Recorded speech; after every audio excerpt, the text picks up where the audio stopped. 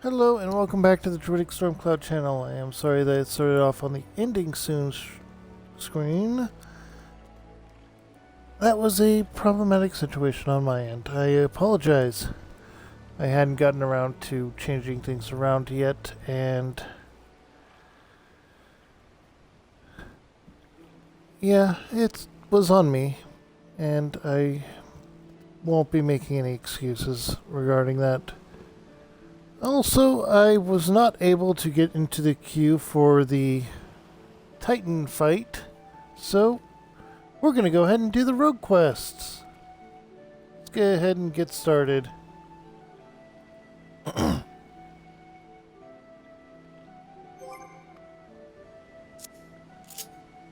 Now let's go ahead and randomize our minion. We got the goblin. You're looking at inside.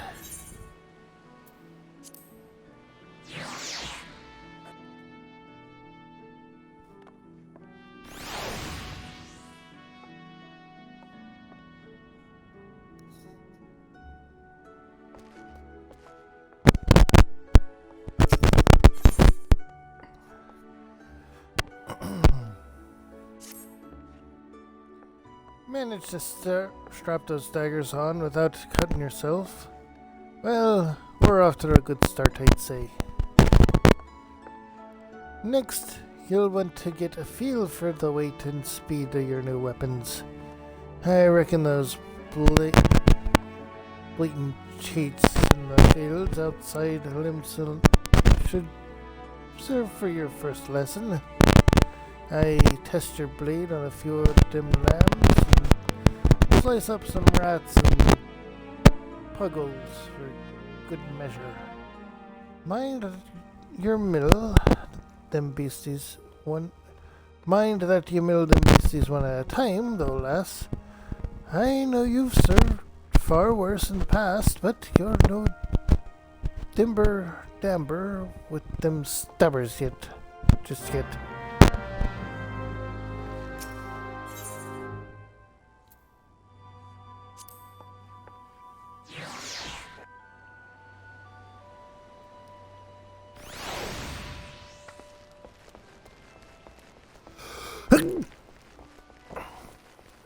Sorry about that.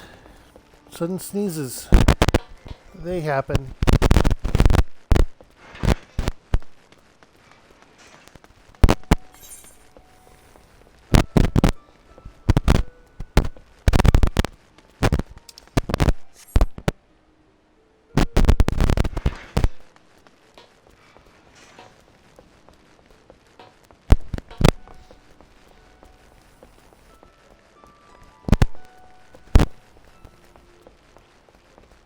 Okay, so if we go to the Fishers Guild, we can...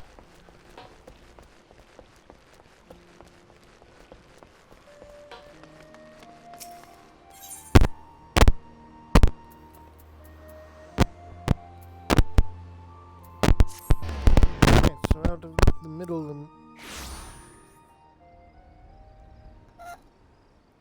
Sorry.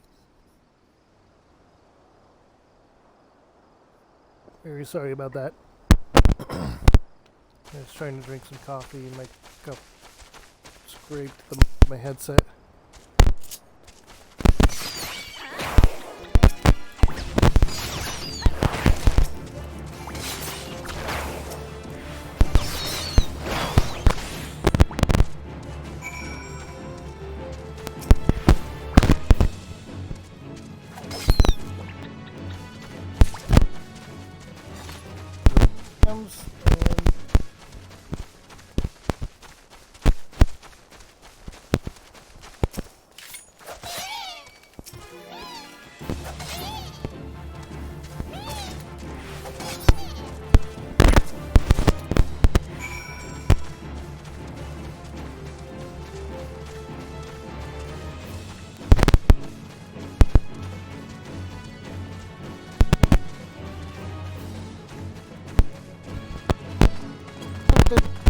Getting this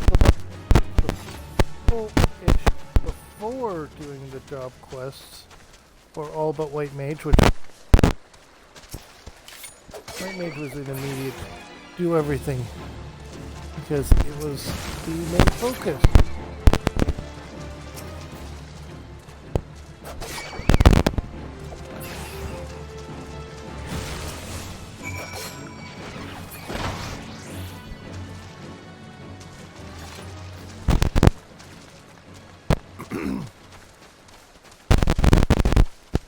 Okay, managed to do all that. So let's go ahead and head back in and some talk. Quest. Get the syllables.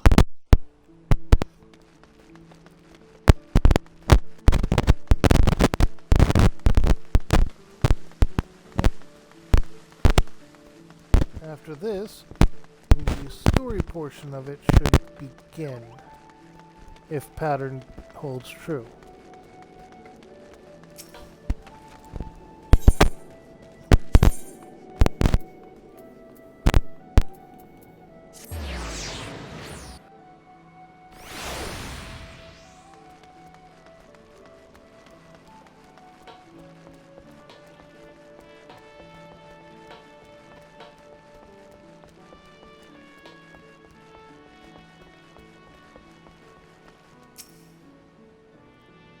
We're looking right inside.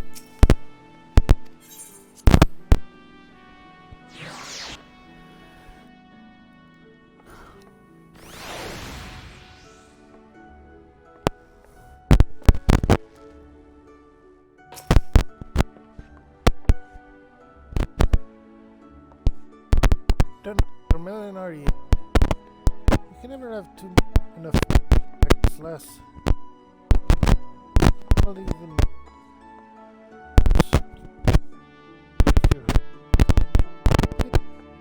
a lot.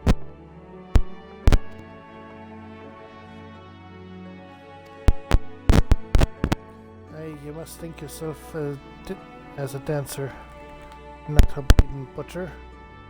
You only need so much force as to ram the short blade into the hilt. Precision and speed.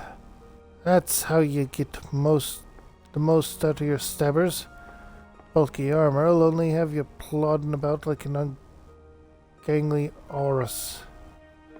So make sure you're wearing gear what'll let you move freely as well. Alright. Get your blade work up to scratch, Kiara. And I might just have a job for you.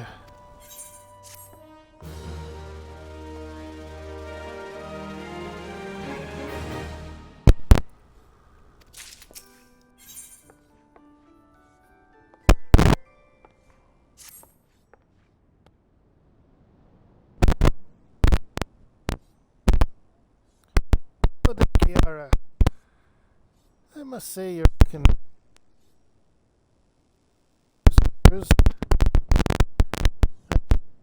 I reckon you're good and ready for your first. Ordinarily, I'd stow me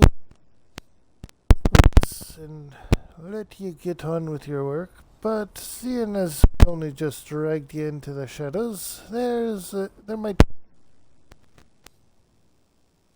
familiar with.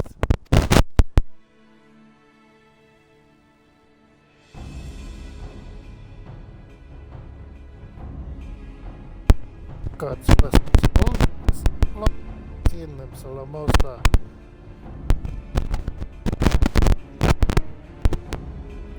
So, why do you think there are still so many sun pirates in this town? I tell you why. It's 'cause there's still one way for them to loot and pillage without incurring the wrath of the law.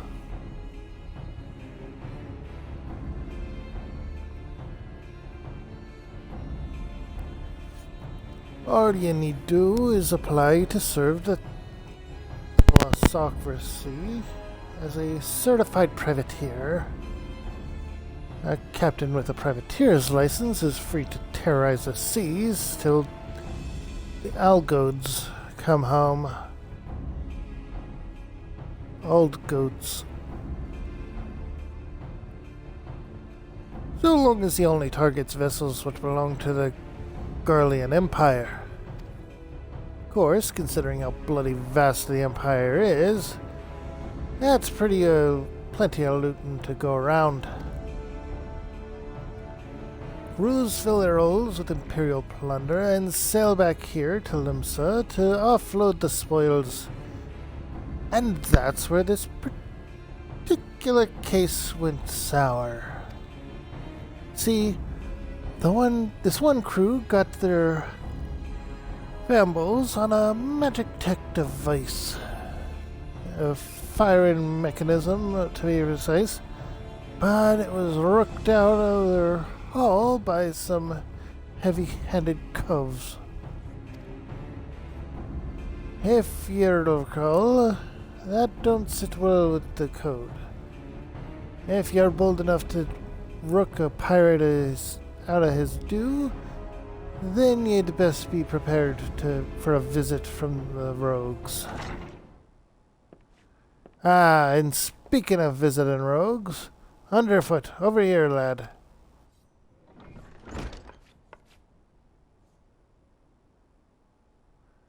I want the pair of you to work together on this. Pass sentence on them code-defying rooks and bite back that Magitech part. Eh? What's the last need me for? You're in charge of new recruits, ain't ya? It's Kara's first assignment. You're to go along and give her the benefit of your wisdom. Since when was I in charge of new... Ah, bugger it. Yeah, so I guess we're to be partners for the now. The name's Premium Homium, but most folks, those just call me Underfoot. He might seem a touch reluctant, but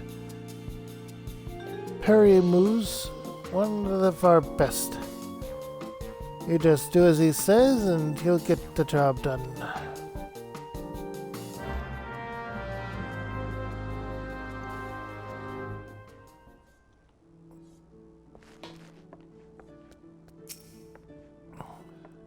Alright then.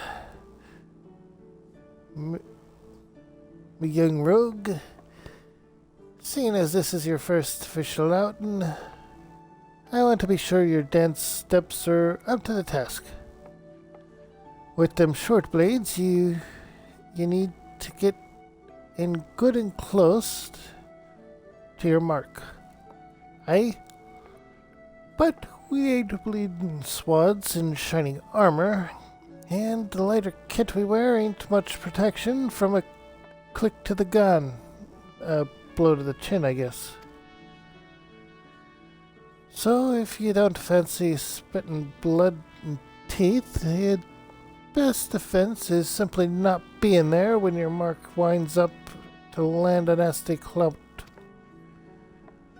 Sliding round the flank usually does the trick, but there's some rum fun every rogue should master. The shade shift. Clear your mind and trust in your speed. And you can leave an axe-wielding bleeder brute out spellflinging mage chasing your shadow while you bury your stabber in his guts. Right, now it's time you put this lesson into practice against some of those Oriel out there in Lenoska. I hope you was paying attention last, cause those... Oh yeah, because they're the jellyfish. Because those jellyfish can pack a wallop. Enjoy!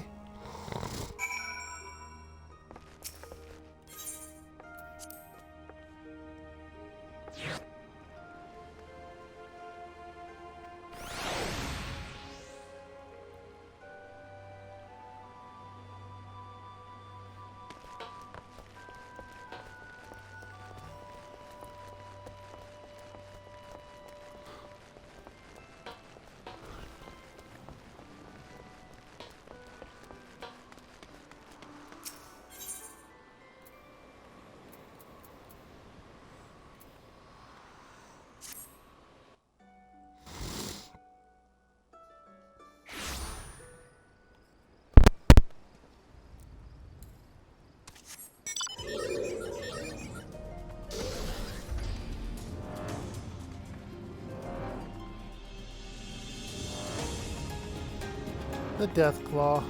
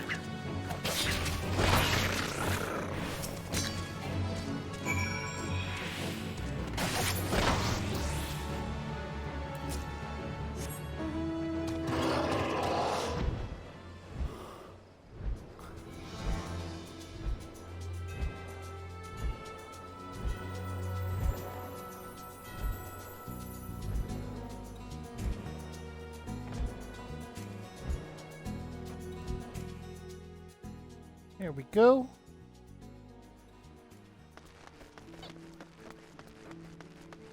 So Underfoot is apparently going to be our friend as a rogue.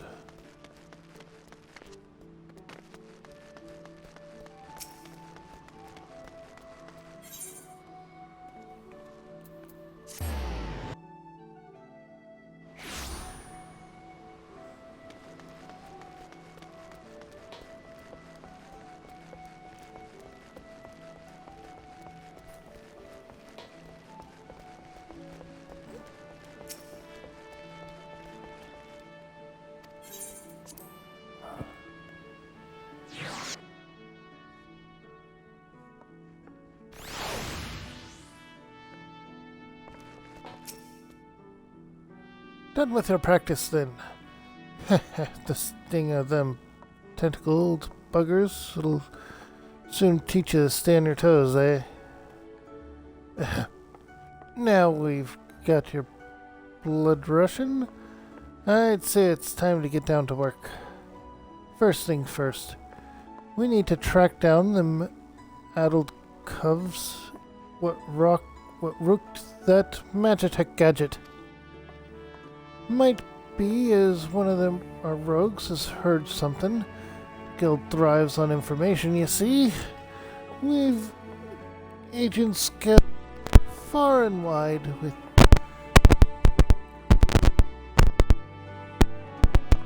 their gauges and their wattles to the ground. Let's pay a visit to in the Drowning Wench and ask her for a weak ale and see what that gets you. I'm not setting you up for a laugh, lass, trust me. Can we trust them?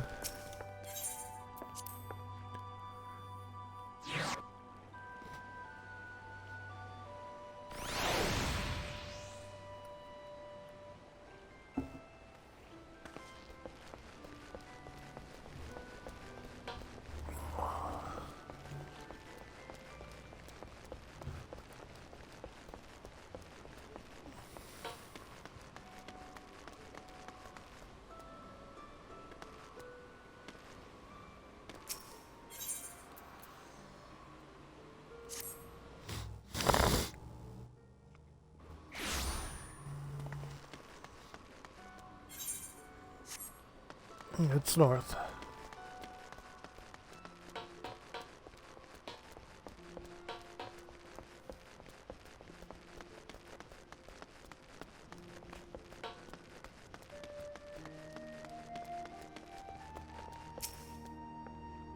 Welcome to the Drowning Wench. What's your pleasure, miss?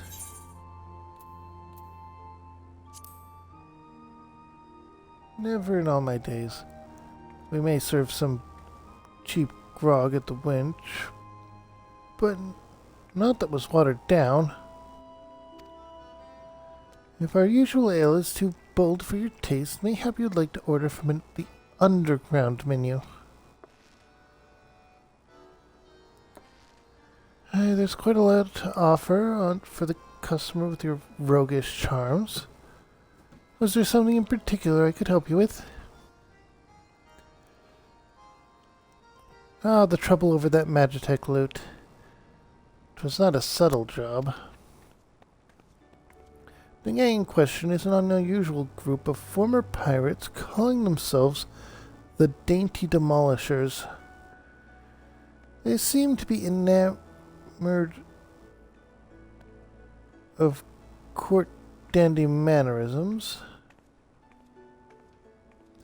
and have a preference for seizing Garlean machinery. They're also known for conspiring with goblins.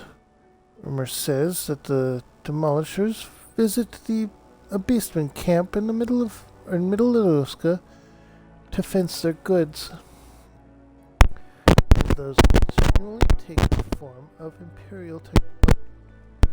I imagine the goblins were rather pleased to take possession of a Mark anti-aircraft cannon firing mechanism. If you mean to steal the device back, then your trail leads you to the goblin camp in Summerford. Summerford, eh? On your way, lass. Meet me across the river from the camp and we'll plan our next move.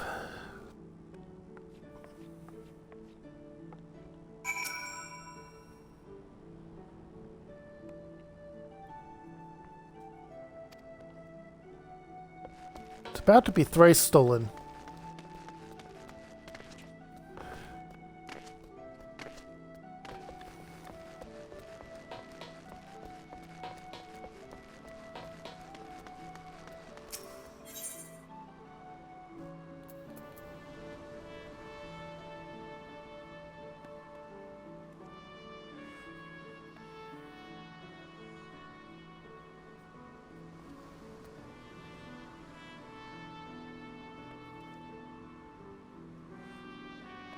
Yep, that's right. Okay.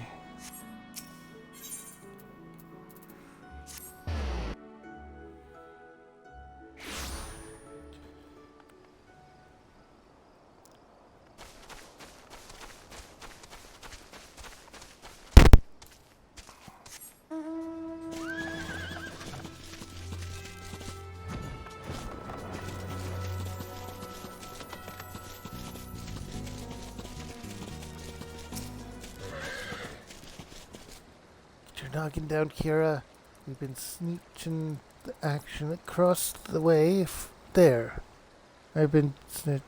He's been spying on them. No sign of the Demolishers, but I did see one of them gambler Cove stuffing the Garlean gadget in his backpack. Coves. Huh. I guess he's talking about the goblins there. I knew she would steer us right.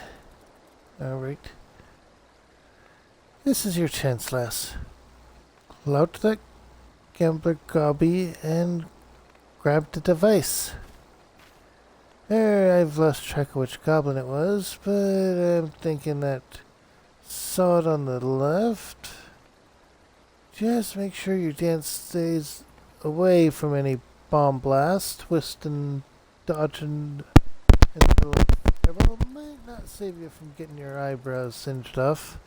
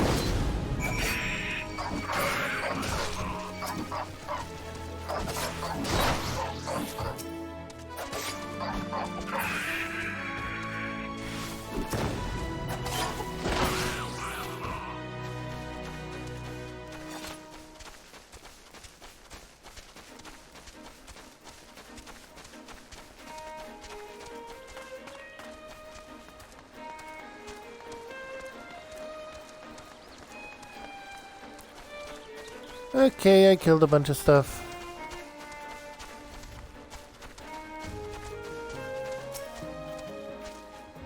That's the way, lass. There was not for me to do but sit on me dandies and daddles and watch. So you've got the goods then. I will be glad to be done with Limsa Lamosa.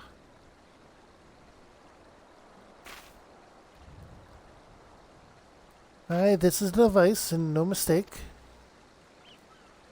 Let's get it back to the guild, eh? We still owe them demolisher bastards a million, but they'll keep for the now. Here, you should be the one to deliver the prize to Jack. It was your heart. It was your hand what snatched it out of the goblin's paws after all.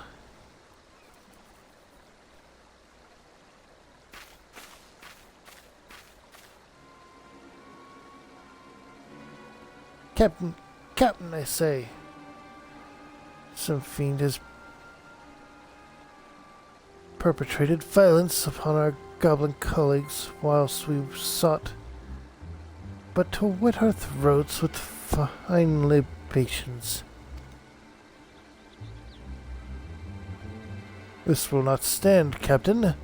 Our finely fledged good or loot has been pilfered from under our noses. Blast and bother, my blood boils and bubbles at the temerity of this affront.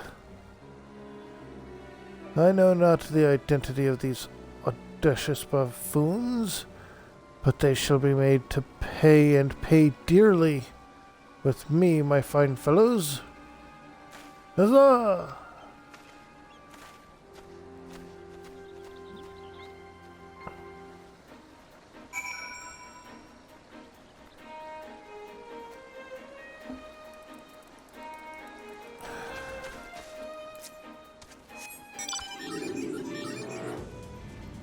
We're just gonna go along land, getting carried around by a sad kitten.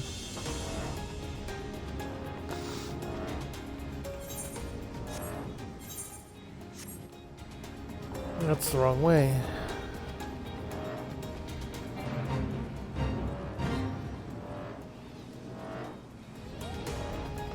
That reminds me, I should do some fates.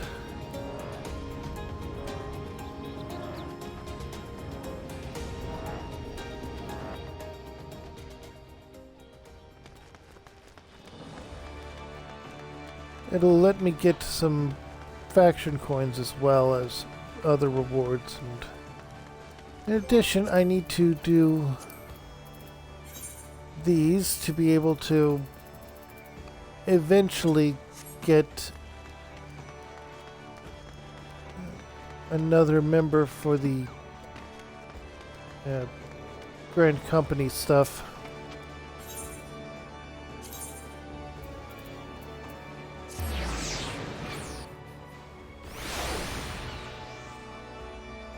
Marco, what are you doing? Hi. Okay, you got that. He was chewing on something by the vent, and I was worried he was chewing on the vent. But nope, it's one of his treats.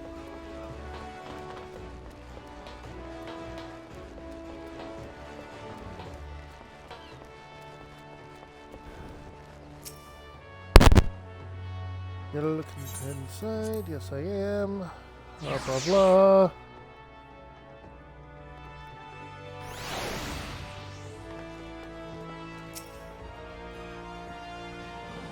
You managed to grapple the firing mechanism yet, Kira?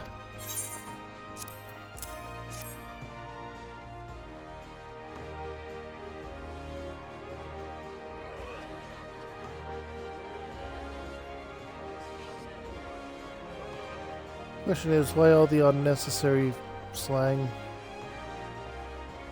Hey, still in one piece too. You've done well for your first assignment, lass. It don't look like much, but that crew put their lives on the line to coy this here bubble. They'll be pleased to see it snatched back from the ruffians.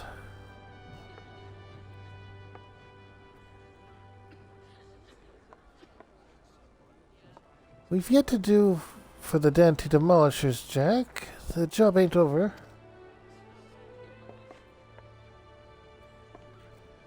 Right. You're right, Underfoot. It ain't. You break the code, you face the consequences.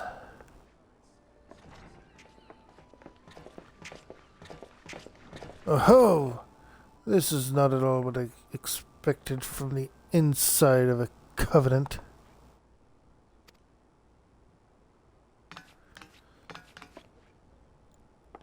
And who might you be, sirs?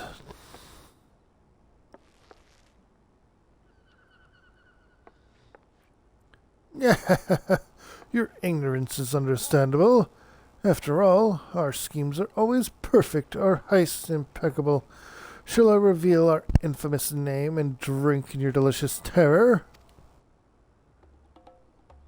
We are the Devilers, a dictionarily devilish quail before the dainty demolishers. They're the deadly, dastardly, and dictionarily devilish. Okay.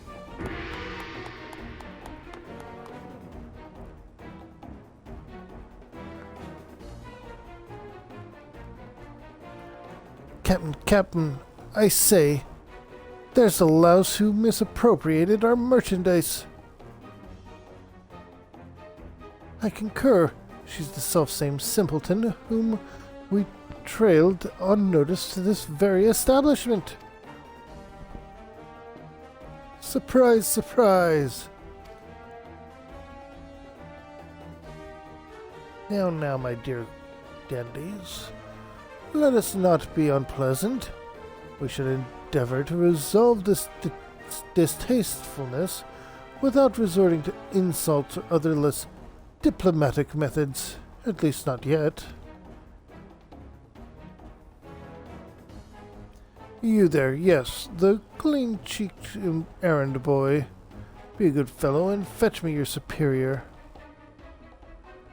One of your colleagues has committed a terrible crime against us, and we shall not be leaving until the proper restitution has been paid.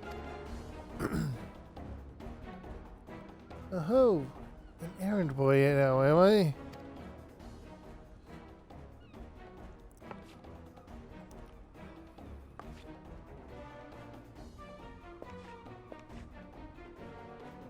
Tell me, Captain, just what kind of place do you think this is, then? This place? I suppose it's some manner of covenant.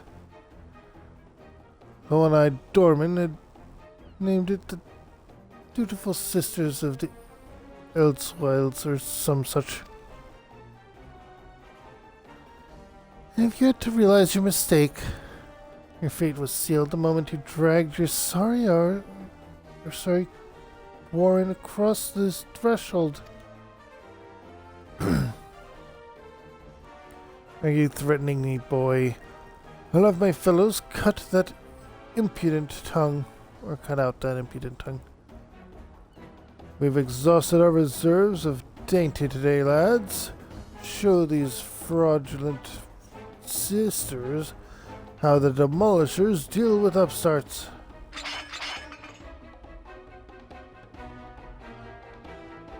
You still don't understand, do you?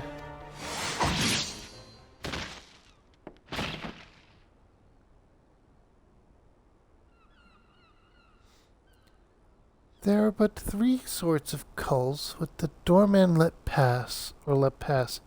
Clients, recruits, Godspit.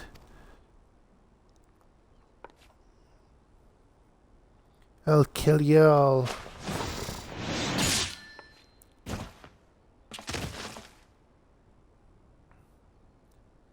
Didn't your mom teach you not to interrupt a lady when she's talking?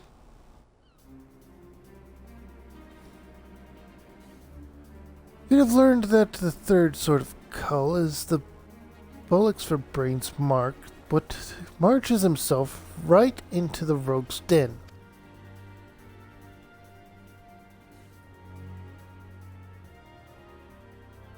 Rogues? But we were so careful.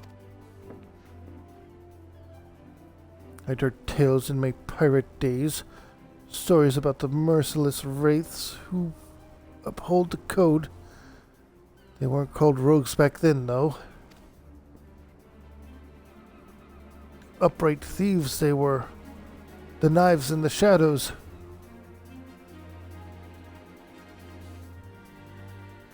You can't be them. You're just trying to scare me. Well, the captain of the Dainty Demolishers isn't not so easily cowed.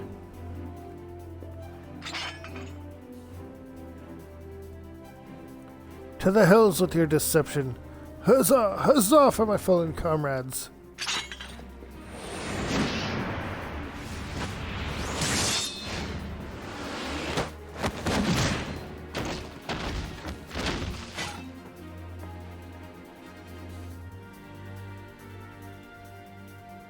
Deceptions?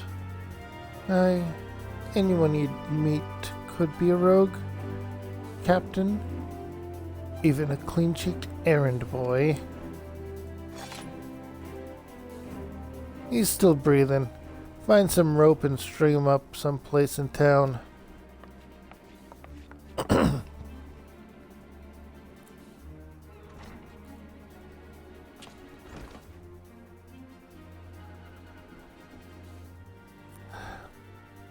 And now the job's done.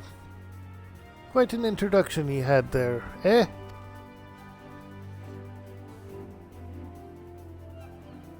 Welcome to Limsa Lamosa, ever-churning underbelly where the thieves shed their skin and become rogues.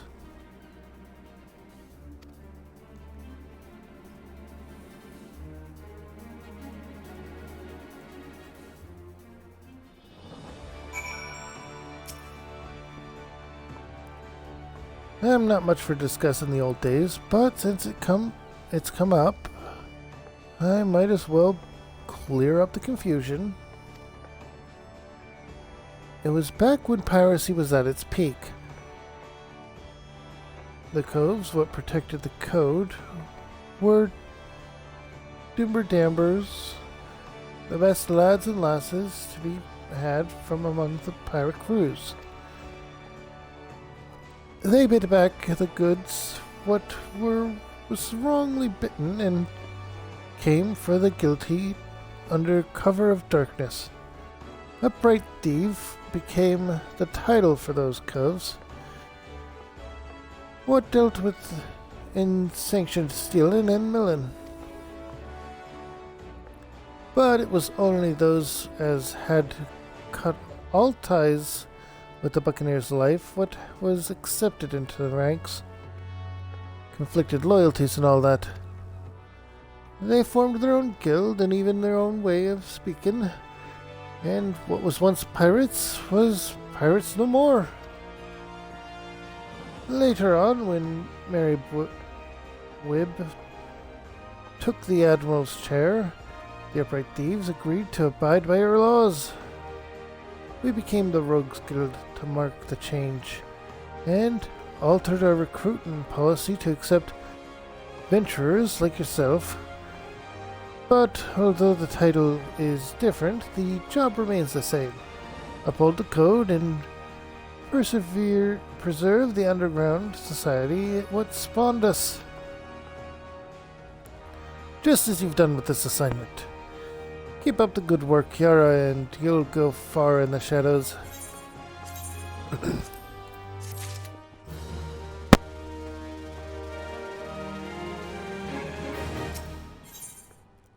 The next one, the level 10 quest.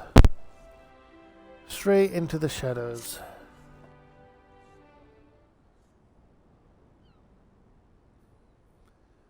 A fine morning to you, Kiara. And a fine morning it is for a spot of work.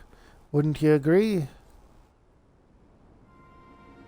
This time round, it seems some eager buccaneers scampered aboard a local merchant man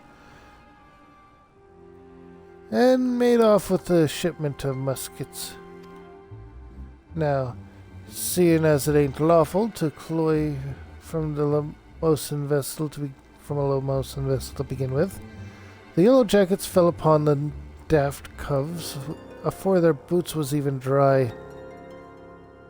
Aye, they caught the pirates right there on the docks, but the stolen boomsticks was nowhere to be found. Fenced in a longboat deal, I'm thinking. That's where our guild was officially contacted to retrieve the goods, which weren't really needful since the code would have had us on the job. Anyway, you don't bite the purses of your fellow Limosans and all that. And this is your assignment. Me natty less. Find out where them weapons went and bite that shipment back. Seeing as the cutters has hit the merchantmen are already rotten in irons, you needn't rush in with your stabbers a stabbing. I want this job handled quick and quiet, and I've the perfect partner to show you how it's done.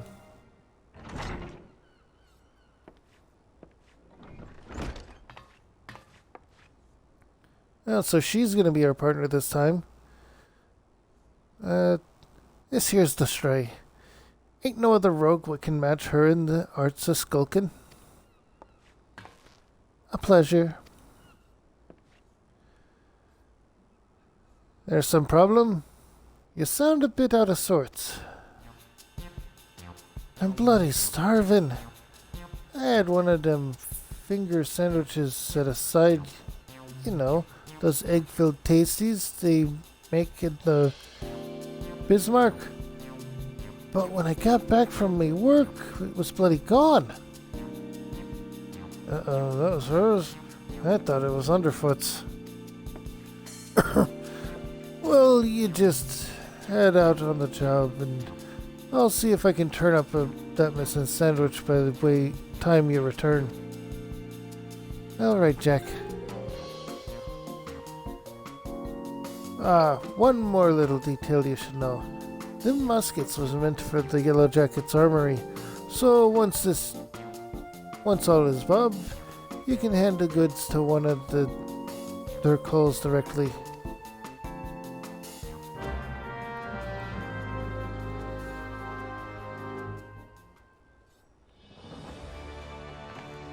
Really? You stole her sandwich.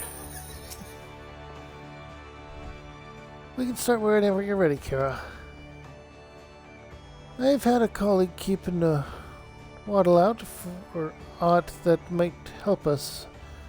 So I suggest you have a words with her first. You'll find her at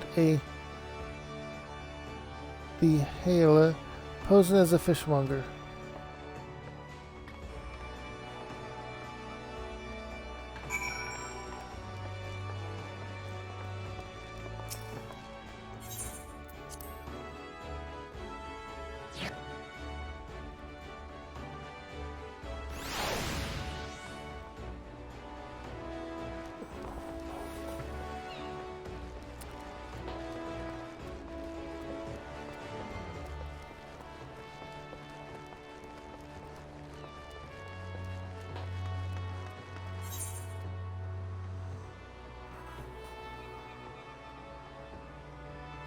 Alright, so it meant the upper deck.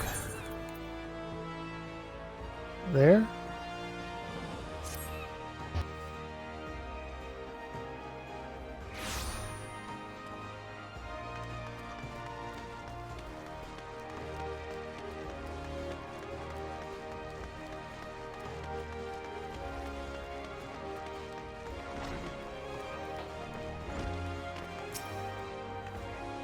Hello there, miss. We've carp and trout, lobster and shrimp, but I hear you tell you've been looking for a special breed of fish, the long shiny kind what sparkle put a book on his arse. Okay. She's talking about the muskets. We don't sell that kind here, but you might try them foreign merchants. What was they called again? Ah, yes. the traders of Edge. They hail from the South Sea Isles and are known for dealing in all types of nasty spitters and cutters. So they're weapon smugglers. I should warn you, these folk ain't one for questioning the source of their merchandise. In fact, they seem more happy to pay for goods what came from below decks, so to speak. But if you're still keen to get your hands on those rare fish, then you'd best hurry. The Edge merchants, what's visiting Limsa, is looking to load up and leave the city before long.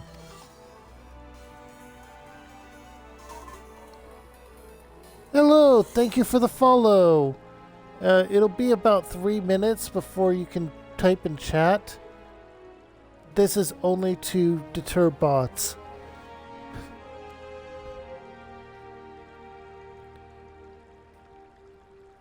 Just how he means to transfer these goods remains a mystery, though. Well, with all the iron blades he's got nursing his operation, it makes it hard for a girl to get close enough to eyeball the competition it does. I'll be sure to keep an eye peeled on your behalf, but it might be as you can learn a little more from the folk around town.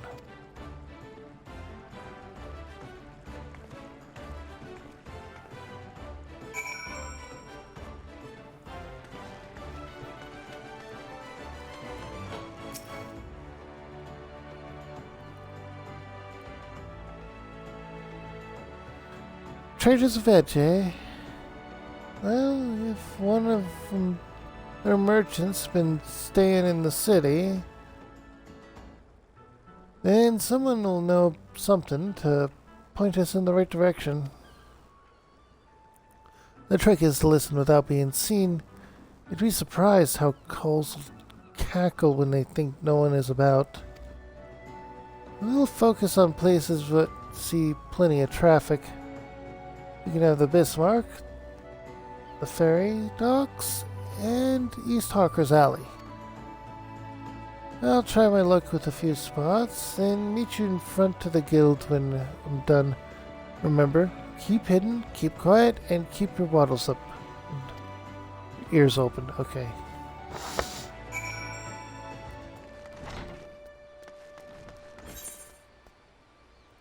Bismarck is a restaurant over here by the Marauders Guild.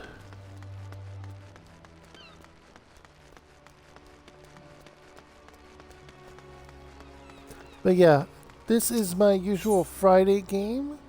I'm going to be trying to get a relaxing game in on Thursdays because that was the result of a poll before, and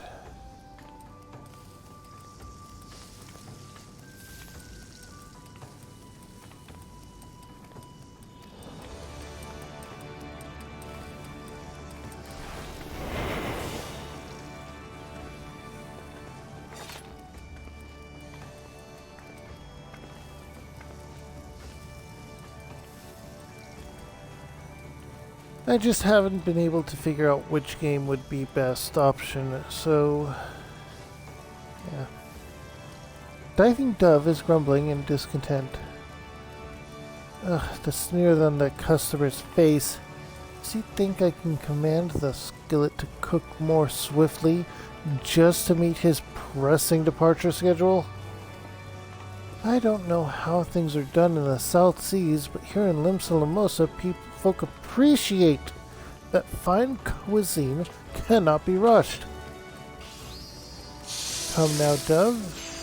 You must not speak ill of the patrons. Now, what was next on my list? Another finger sandwich for the beautiful sisters. Someone there must be rather they're fond of eggs.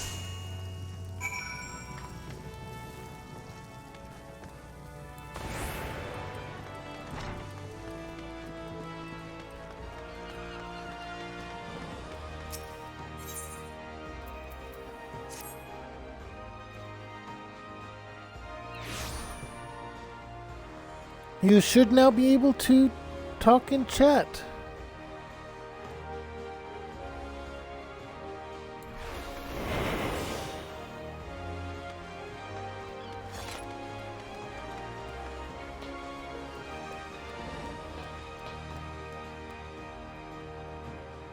Alright. He's mumbling to himself. Curse my sense of duty. What did I stay at the wench for that extra pint instead of returning early? I didn't ask to see anyone being bribed, and I certainly not my relief pilot. I wonder what that merchant was about. Smuggling, most likely. Should I report this to the Yellow Jackets? Well, what if I'm being watched? I could end up face down in the harbor.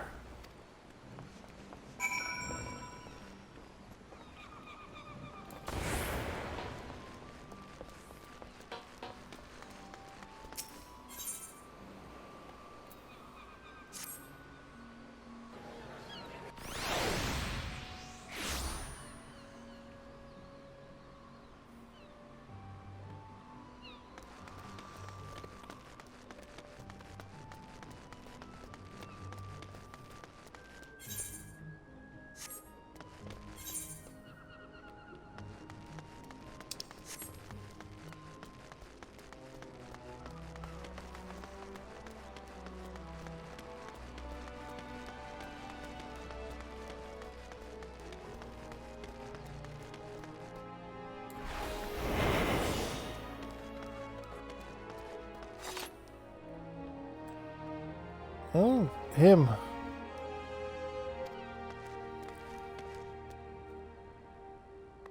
He's hawking his wares to his customers.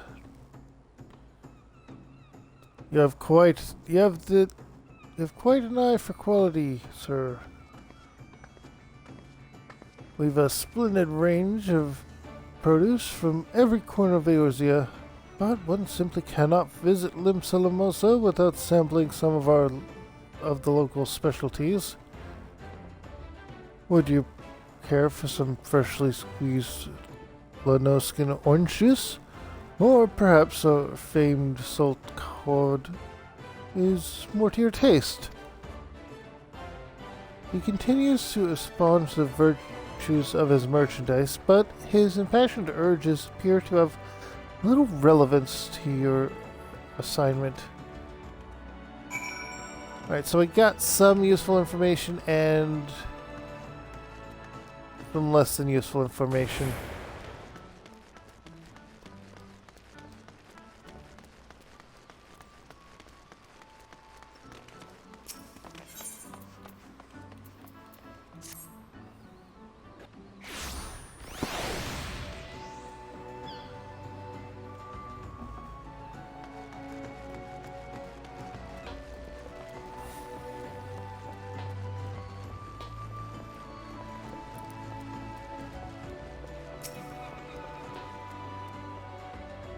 Welcome back, Kira. I hope your skulking went well.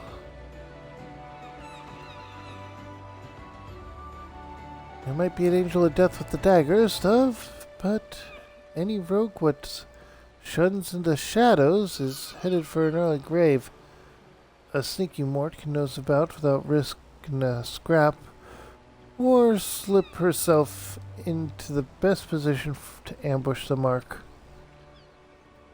Once they've seen through your rum, fun is done. Once they've seen you, though, your rum fun is done.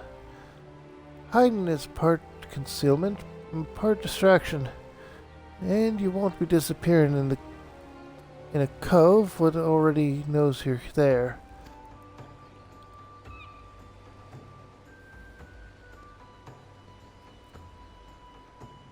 Alright, I'm done prattling.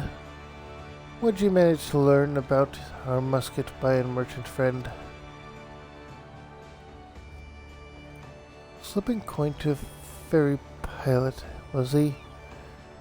And by what you heard from the chef at Bismarck, the trader means to hop the twig, and soon. That matches with my own findings. He's vacated his rooms at the inn and paid his dues in full. Being a merchant, we can be sure he won't be leaving without his merchandise. So here's the plan. We wait for him to stack his goods on the pier. Then you ghost in, grab them firearms. I'm hoping we can get the job done quiet and under the cover of darkness, but it never hurts to be prepared for the worst. Sounds like he's got a small army of sellswords on the payroll. I'll send word to the Yellow Jackets and have them post a cull near Hawker's Alley. That way, you won't have far to bolt once you've bitten the goods. The mark should be along any moment, Kira. Have you got your skulking boots on? Level sync time! An interesting feature of Final Fantasy XIV, to be sure.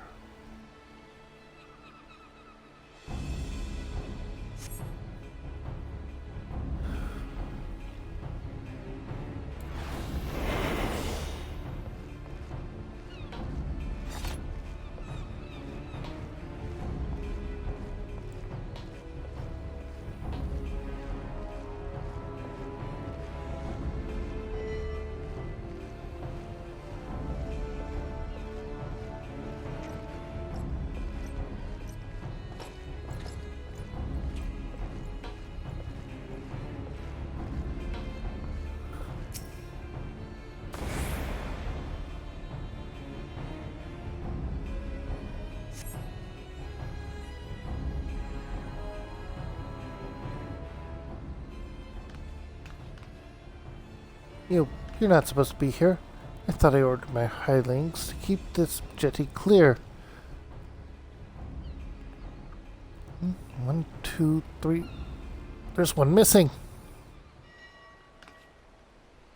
My crate of muskets. It's gone.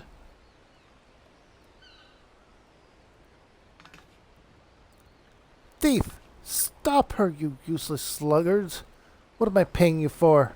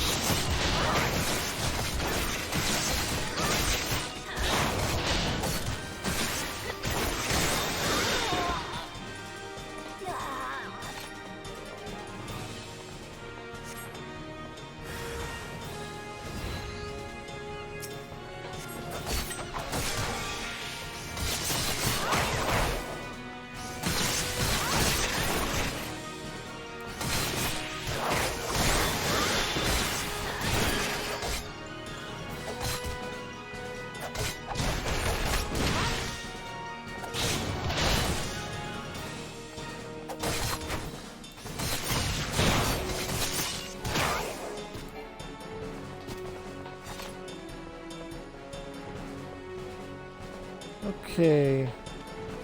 We're close to Hawker's Alley.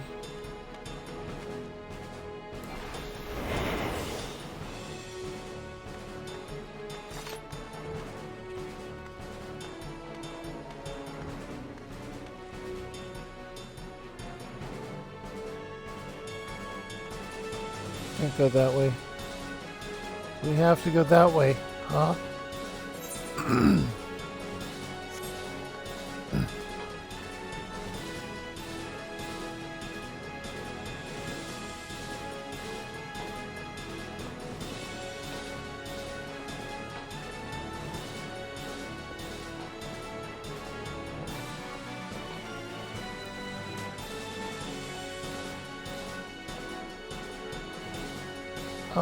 No, we just have to fight our way through, I guess.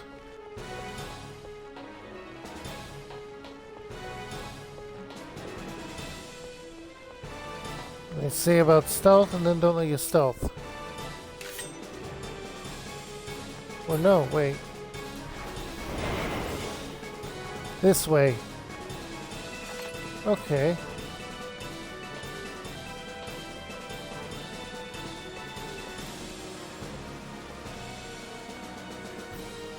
I could demonstrate the combat abilities of rogues, or I could just do what the quest wants me to do and get there without a fight.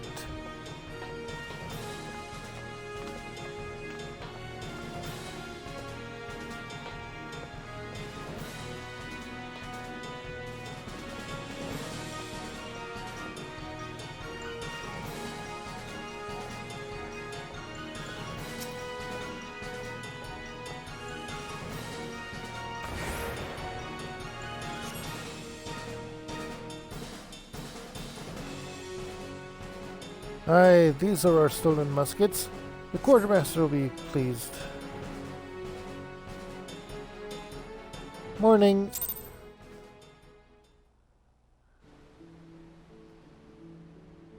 I have played before. I do see your chat. I am sorry for delay. Between the delay of when I talk and when I look over at chat, it can be a little bit of I'm working on looking at chat more. I really am.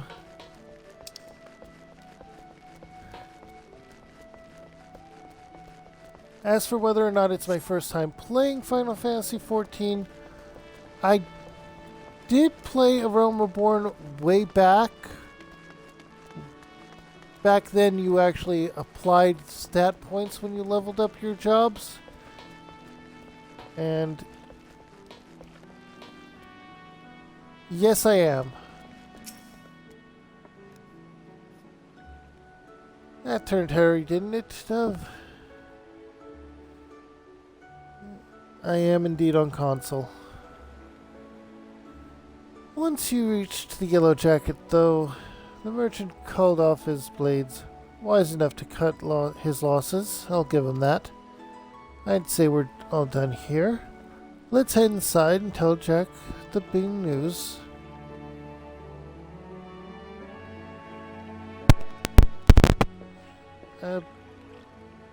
Even when I'm on PC, I have chat on a separate laptop to, one, make sure the stream's running properly, and two, because I only have two screens and not a lot of them.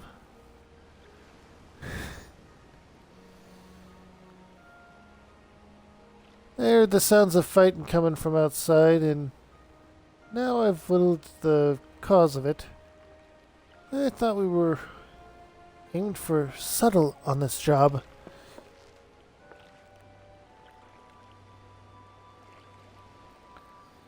That many swads, was there? But you got the Yellow Jackets what they wanted. So, all's well that ends well, eh? I'm not going to go into details on that, but I am from the United States.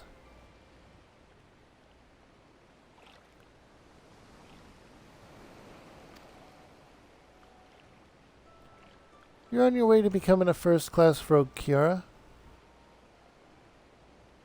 Aye, the job didn't unfold exactly as planned, but you see the value of keeping out of sight.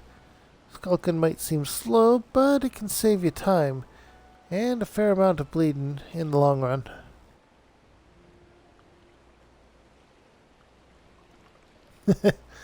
From the state of BBQ, huh? There's a couple of those that come to mind, but I'm guessing it's the biggest one.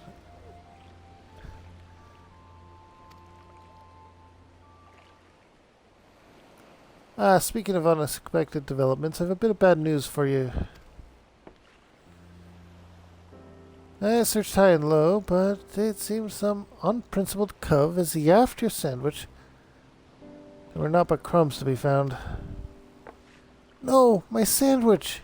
It was a Bismarck special. You know how much I was looking forward to that meal?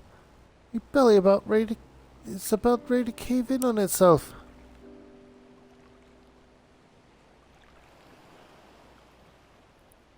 Noted.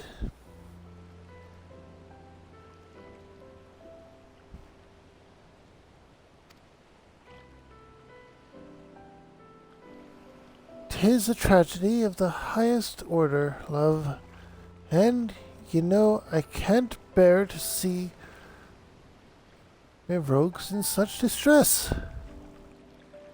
So I gave Underfoot a special assignment. He should be back any moment now, with a freshly made Bismarck special finger sandwich." "You did that for me? You're not yapping with me, are you, Jack?" "This ain't no japing matter. 'Tis the guildmaster's responsibility to see that all his coves and morts were at the best for the job."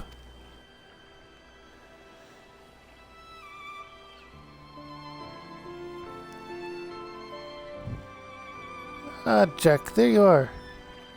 I've got that sandwich you ordered." "And didn't the chef give me a waddleful and he said he was in a hurry? Maybe next time you could think twice before you yaffle your fellow rogues sup." "Oh, bullocks."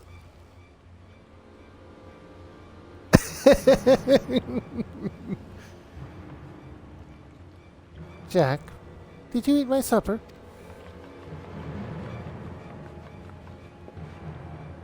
Now, lass, let's not be hasty. There's a fresh sandwich right here for you. No harm done, eh?" "You've quite something what belongs to me, Jack, and I can't ignore the code." "I hit the code. We must ignore the code. You're having a laugh, aren't you, lass? Lass?" Ah!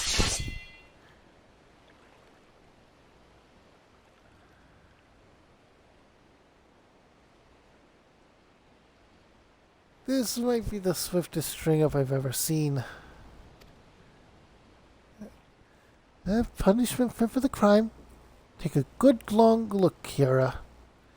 The code exists to preserve peace in Limsa, to keep the alleys from running red with blood. This city is me home, and I'll draw daggers on any cub fool enough to threaten that peace. A pointed lesson. Let's head inside, eh? Your sandwich will get cold." "Hey, do you mean to leave me here all night? At least give me a grand view of the harbor. These ropes are tight."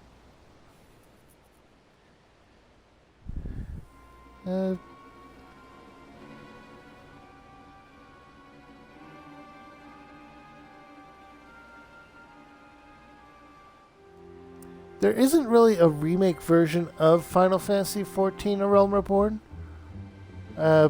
It's an MMO. As for the Final Fantasy VII remake, I've been debating it, but I'm not sure. And now we find ourselves indebted to the Rogues Guild. The Rogues Guild.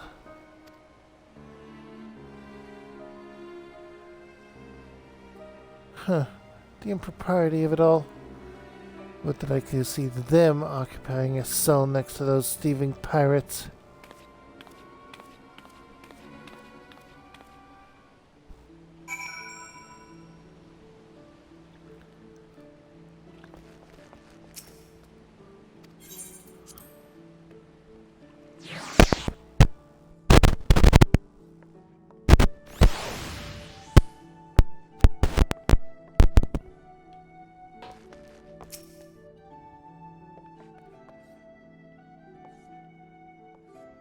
Well, emeralds will leave a chafe mark on for a bleeding week. I may have wrangled myself free, but that's the last time I let my belly do me the thinking. And just think, she strung me up over an egg sandwich. Those cubs, what well and truly stomp on the code, get far worse. Keep up your training, lass, and you'll soon be handing out rogue justice yourself.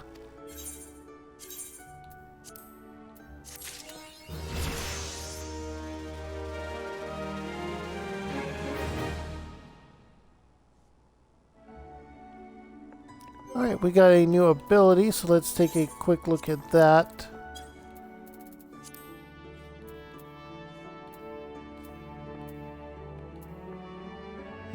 True North. Nullifies all action direction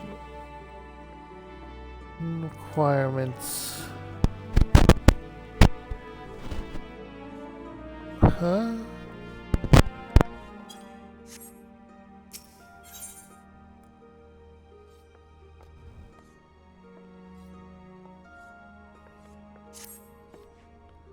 Ah, Kiara, just the mort I was hoping to see.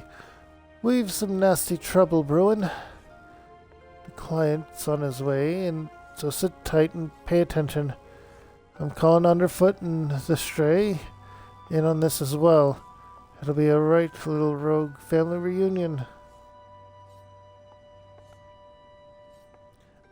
I do have a Discord. It is in my profile. I have not set up commands yet. I need to look into how to do that.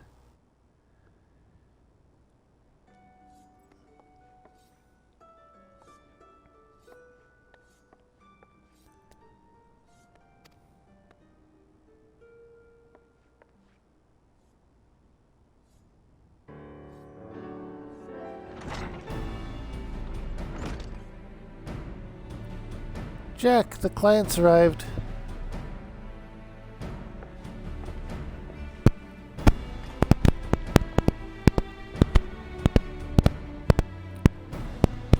Our guest has come from the Maelstrom Command with confidential orders direct from the Admiral herself. So you know this won't be a simple job. Through Twitch dashboard, huh? Okay. I will look into that after stream today. Thank you for the info.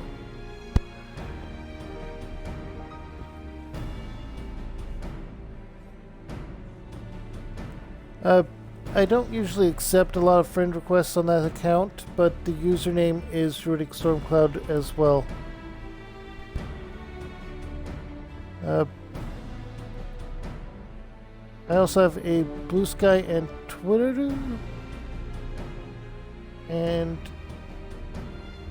the only difference with that is that Blue Sky, I know, that is, yep, it is both Druidic Stormcloud on that as well. I thought it was Druid Stormcloud for a reason because of a limited thing, but you can find me on Blue Sky and Twitch and Instagram. It might be Instagram that's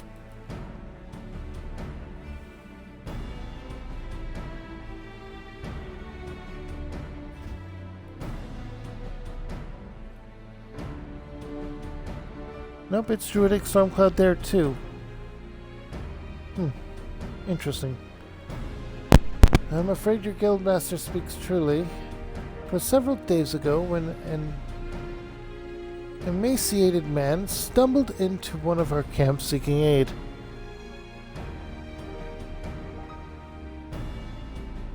But the Discord should be open to join.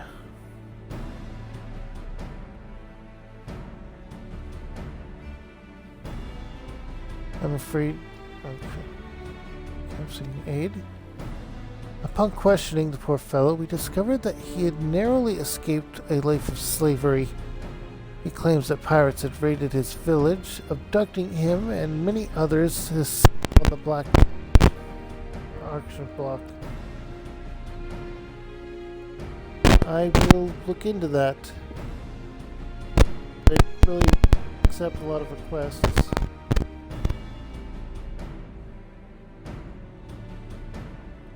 Okay.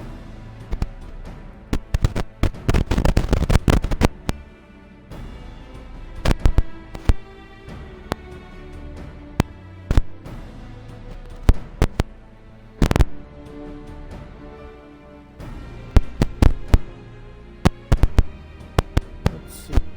Yep, I got your request.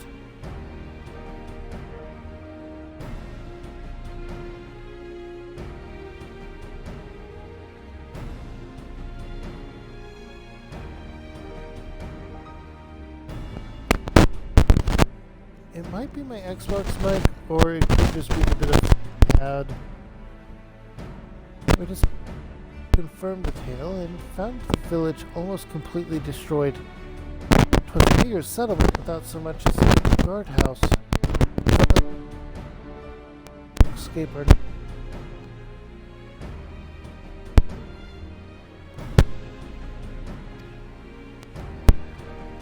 You'd think these pirates heard of the code.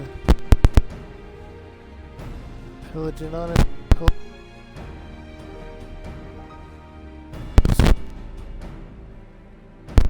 They're headed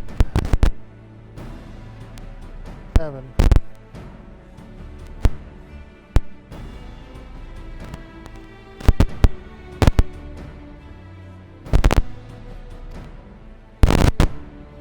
Okay, so I don't really accept a lot of for my streaming only. Though it ain't set down in so many widths, the code's notoriously unforgiving against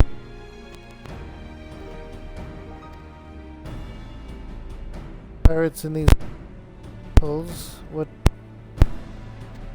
in the northern seas coming? So, give a mark for us then. That we do. From the description given to us by the escaped villager, we've determined that the lawbreakers are members of the Jolly Merchants, a pirate crew in possession of an official privateering license. It would appear, however, that privateering has been not but a screen behind which they can hide their illicit activity. Other Lamentian citizens have fallen prey to these wicked slavers.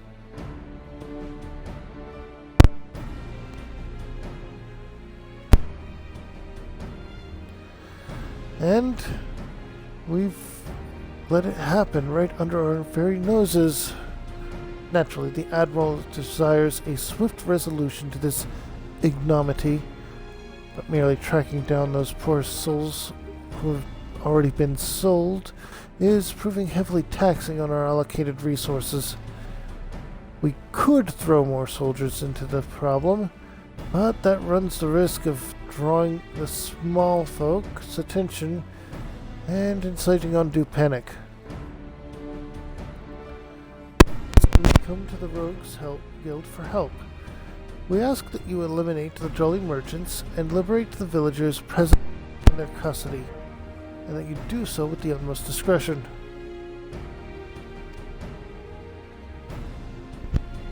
Consider it done. When these nasty cubs will feel the short blades prick in their backs, they'll enjoy but a brief moment of regret before the code is rightly enforced.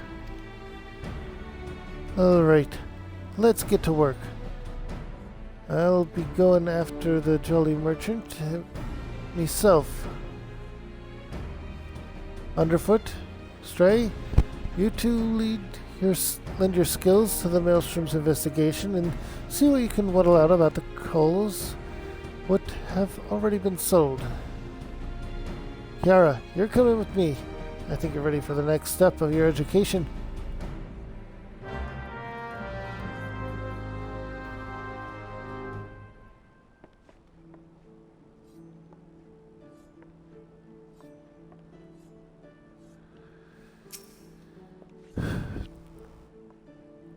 shall we get to these slaving cutthroats and get after?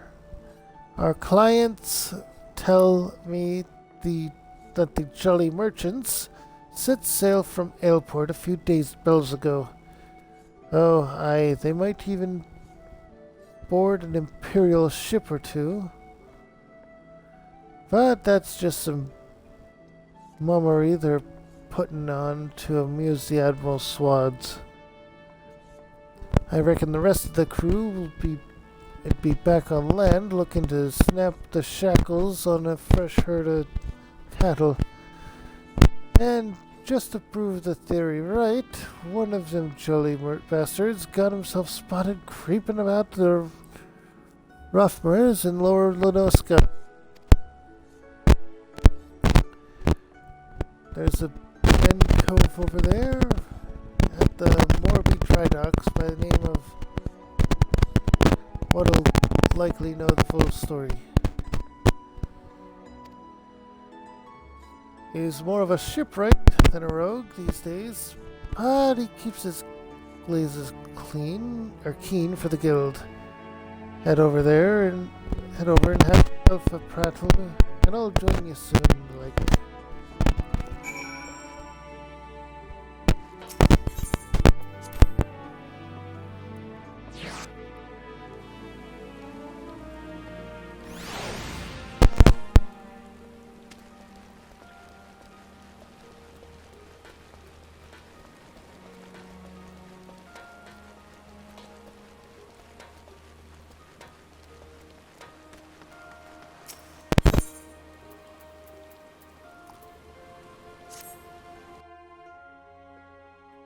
Lower Lenoska.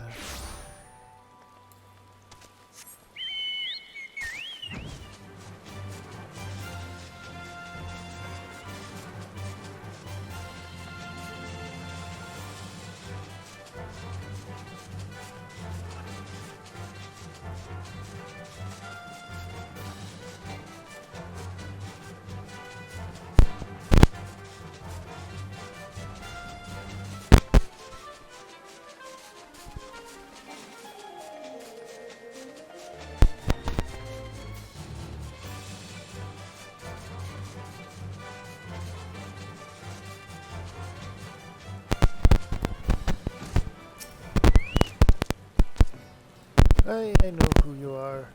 What can old Spyro do for you? Hunting down jolly merchant slavers?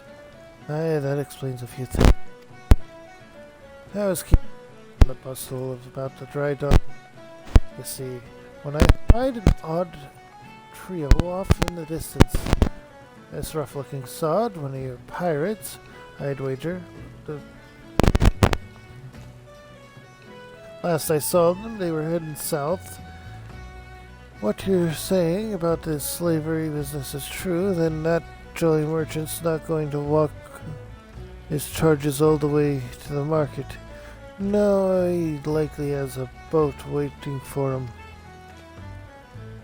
And if I were a slaver heading south, my vessel would be hidden somewhere along the salt strand. That doesn't leave much time. You said Jack was on his way now, yes? You'd best go ahead, and I'll point him in the right direction when he gets here. I bumped the select button.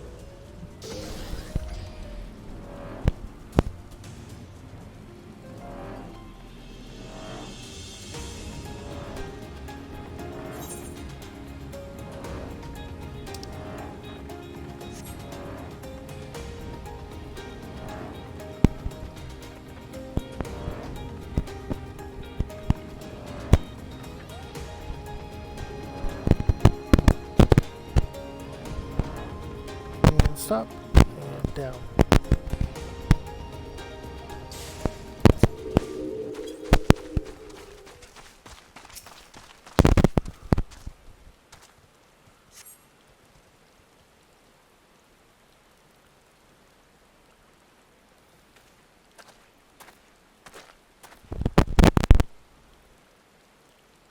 Came through for us, eh? Now, what have we got here? This one looks a charmer.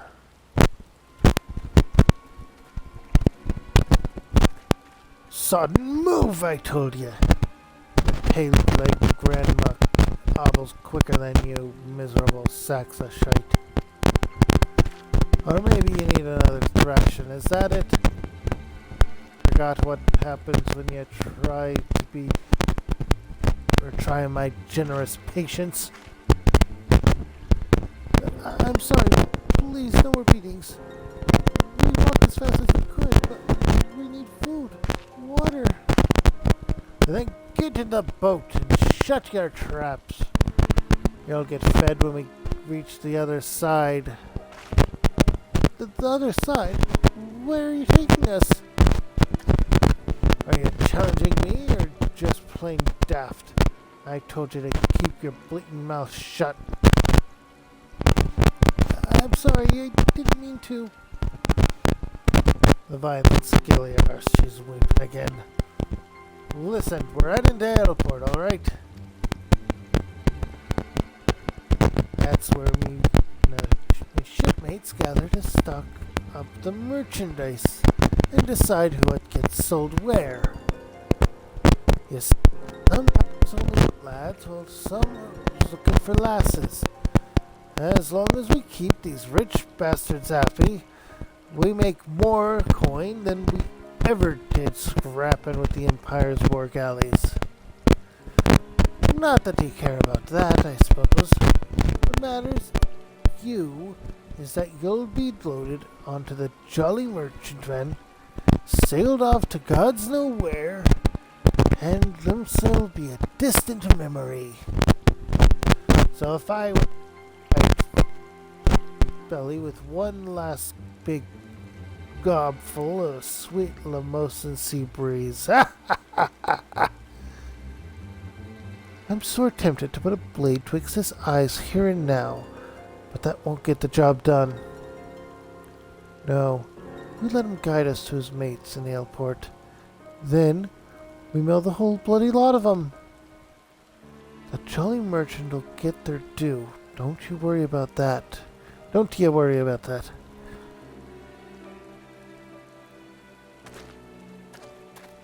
Welcome back. They're gone. Or they've gone. We'd best hurry to airport. Unless you have a quicker way, there's a ferry what leaves from Candlekeep Quay. Meet you across the water, lass.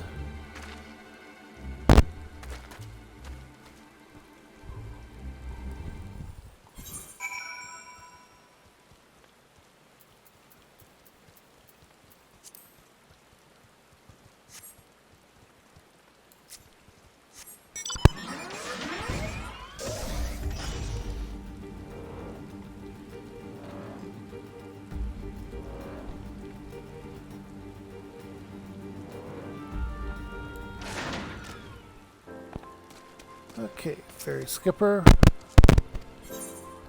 Travel to airport. Internet issues can be problematic at times. I fully understand that.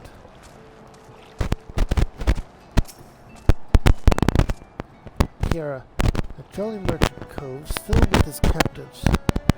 Seems they've taken a room under an alias. Hiding their operation in plain sight. Bold as brass, aye, but it's an old slaver's trick. See, even if some cult recognizes the single hand boned, the rest of the crew just whistles all innocent like while their mate is marched off to cry cockles. Aye, you can bet they've threatened bloody murder for any prisoner what raises a hue and cry. Patience now, lass. We'll just wait until we're sure that the rest of these blackguards are arrived. Meanwhile, you'd better sharpen your stabbers. We've a busy night ahead of us.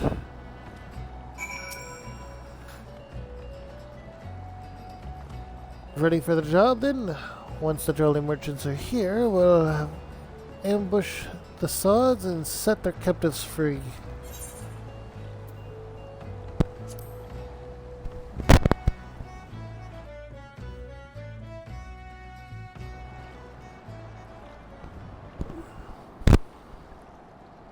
That ought to be long enough. We'll just have to hope there ain't any stragglers. Listen closely now, lass. The merchants are disguised as plain old adventurers and have settled themselves in 3 separate rooms here in Aleport. How do we whittle? Which coves are the merchants? Easy. Take a look at the daddles of that bingo swollen cull over yonder.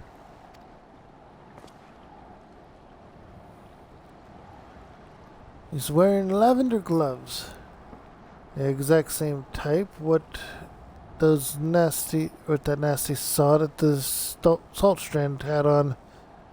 That'll be how they find each other in a crowd. Of course, it's also how I whittled where each of the bastards was staying. Just snitch the hopeless glazes of the company and they keep, and you can be sure you've found your mark. So here's the job all laid out for you. We hit all 3 common rooms, mill the merchants, quick and dirty like, and get those captives their bleeding lives back. Alright? Oi! The storeroom door's been forced open. Some thieving sod's been at the ale.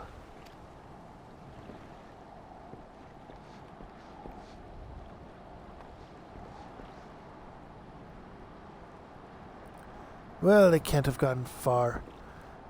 Better get the lads to do a sweep of the port.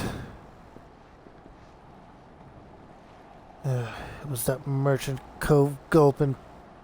Was that merchant cove gulping pilfered ale? Think they'd be doing their best not to draw attention to themselves, all things considered. Bloody oafs. And now we've got a swarm of yellow jackets buzzing about, looking for blood. If they spot us wandering around in the dark, I have a feeling they'll axe first and ask questions later. It'd be best then if the patrols never even knew we was here. We'll slip as sneaky as we can into each of the common rooms and use them telltale lavender gloves to identify our marks.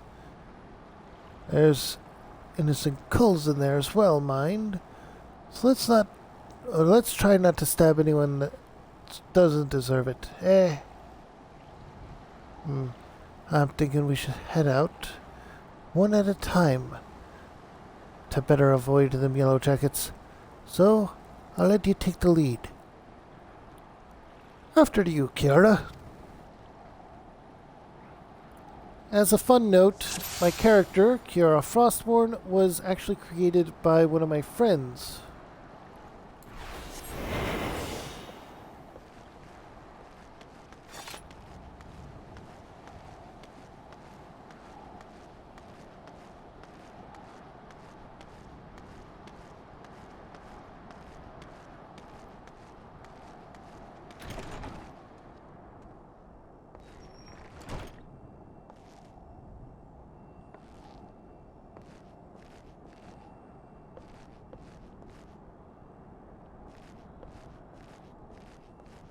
You.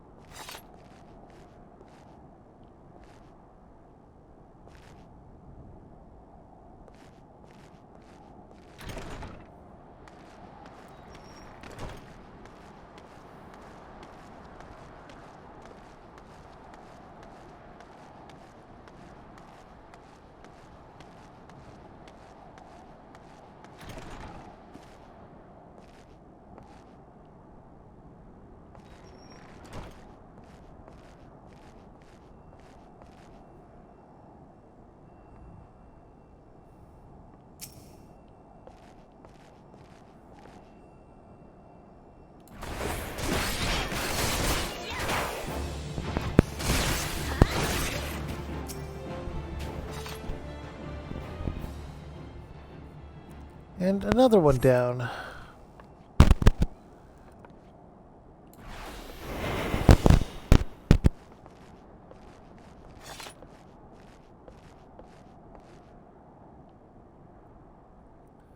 That was the only one in there as well.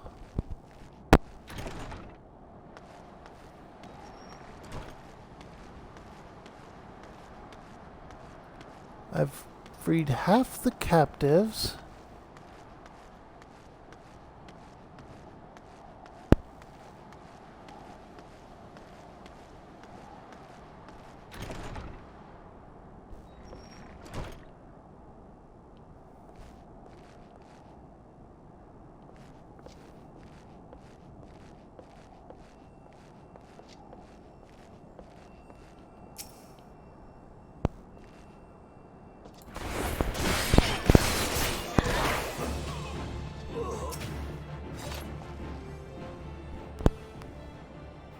And there are 2 to free here.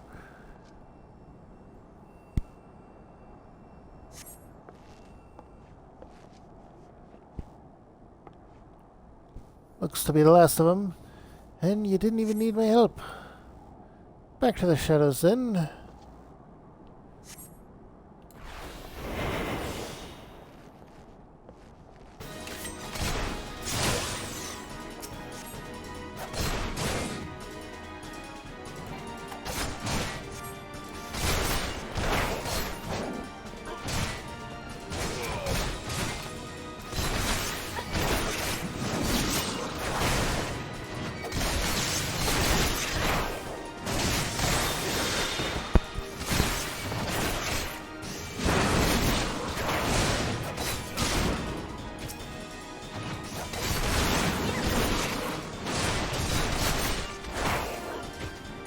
And as I was trying to sneak out, they came barreling in.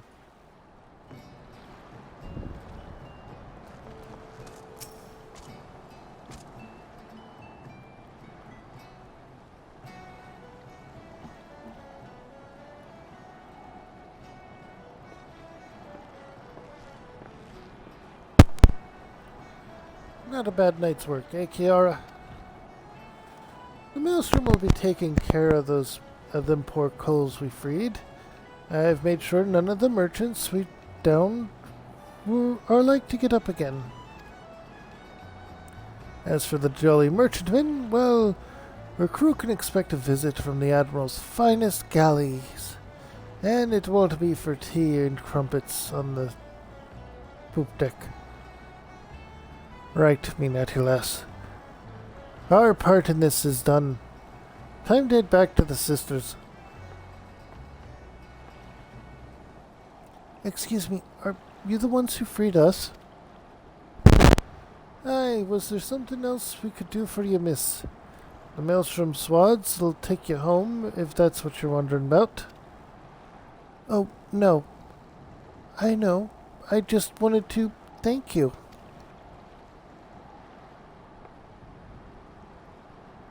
If I may, there was one other thing I wish to tell you. Moments before you rescued us, that dreadful pirate was muttering into his cups. 'Twas something about another raiding party that hadn't yet made it back.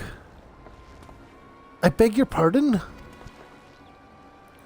It seems they'd been hunting for slaves in western Lenoska, and being so close to Aleport, our captor assumed they were out round chattling till the last bell.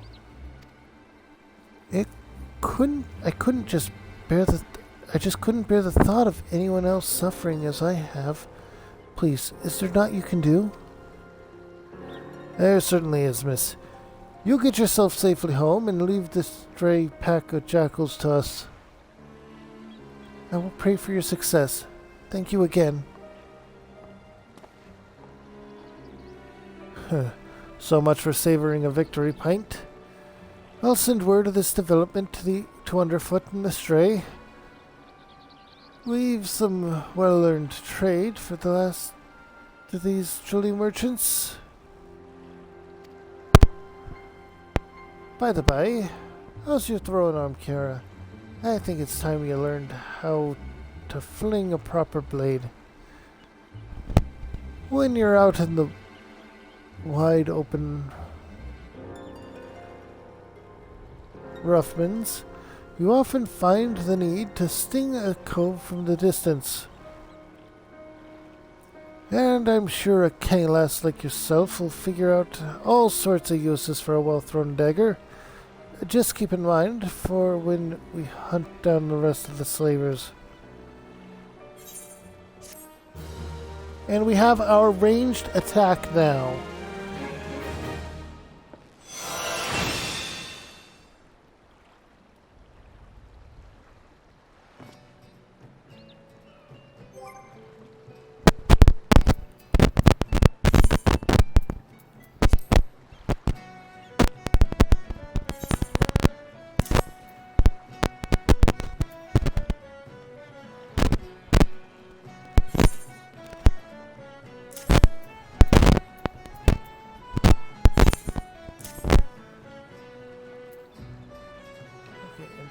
Dagger we're going to put here.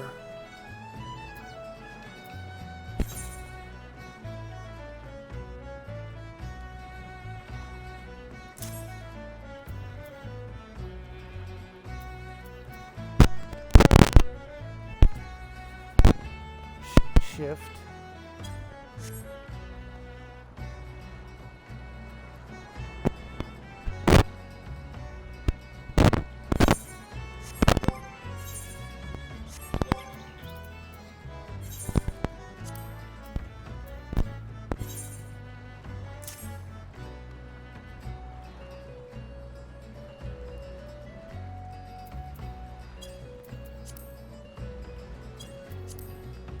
Second wind we're going to put here.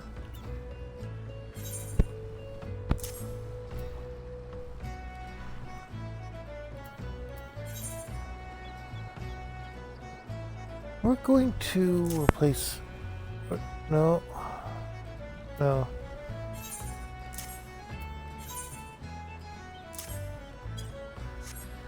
There we go. This is a good setup. And we will get mug.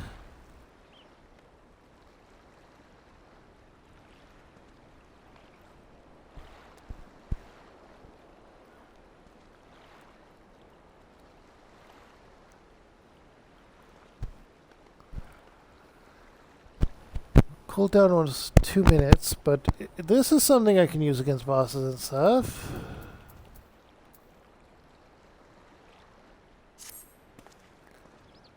Those last few jolly merchant bastards must be camped out somewhere in the western Lanorska. Now, if I was a black-blooded Gilgrubbin slaver, where would I be hiding? There's not to the west, but the Sahuagin poles. Even those bullocks for brains pirates know better than to trespass in fishback territory. And they won't want a chance running into patrols near airport. So that just leaves us the east. The flock? Aye, they're likely be nested down in the ruins out there among the dodos. That's where we'll pick up their trail. You head on over and snitch the place while I send word back to the sisters and the Maelstrom.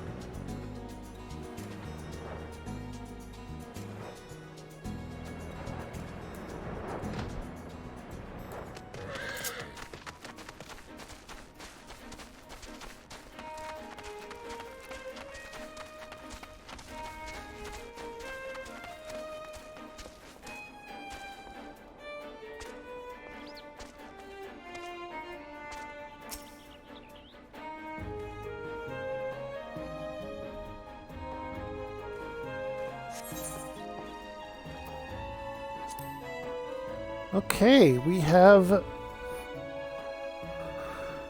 lot to do here. No doubt about that. Thank you for freeing us. We've been tied up here since those awful pirates snatched us from our beds.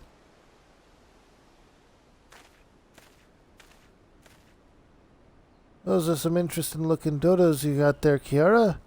No sign of the merchants though, eh?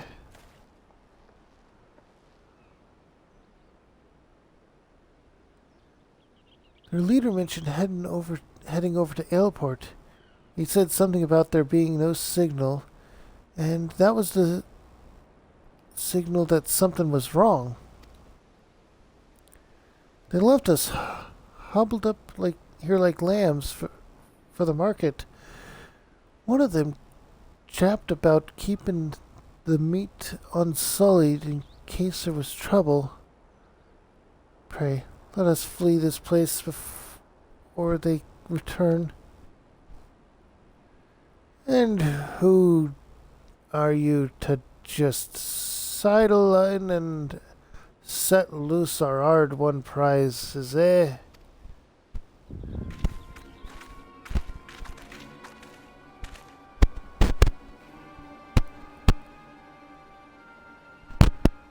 "'Twas the damnedest thing. We'd half a crew lodging in Ailport, and not a one of them survived the night. Done in by a couple of sneaky curs what favored the short blades, they say. I'm supposing that was you two.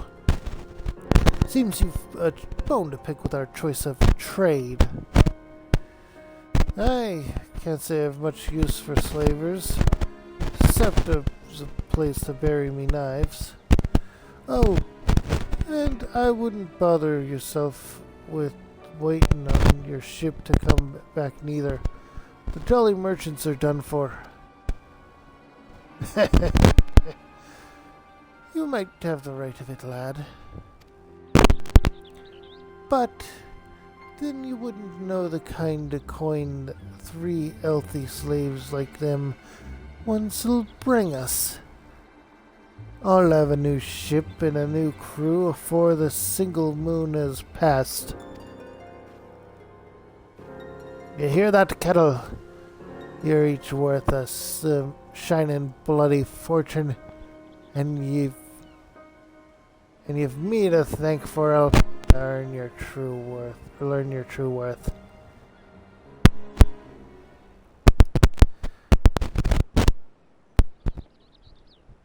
Ignore this bleeding sod. In fact, why don't you step back a ways?"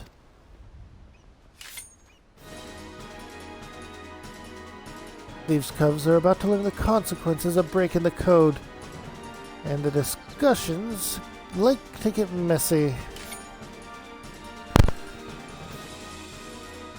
Did you not think we'd come for you? You can try to stifle your victim's screams in the darkness, but the shadows are always listening.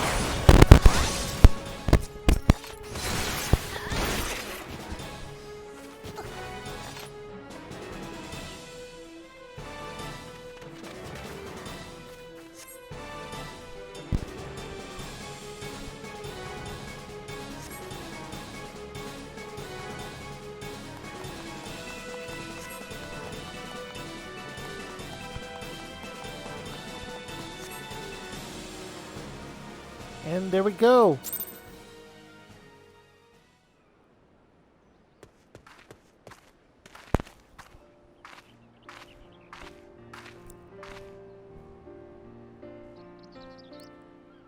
Thank you. I shudder to think what horrid fate awaited us had you not helped us to escape. I knew someone would come.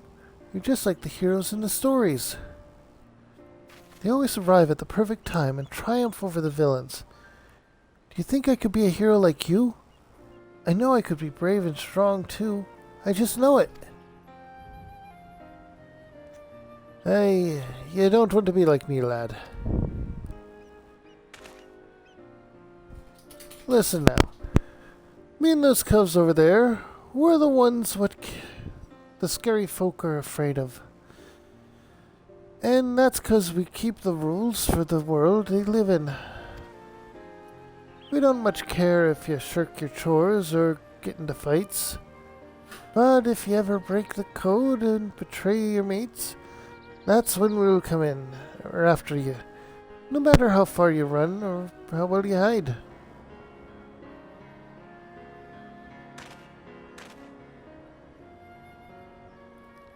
Live your life like the hero you want to be, though, and you'll never need to worry about that.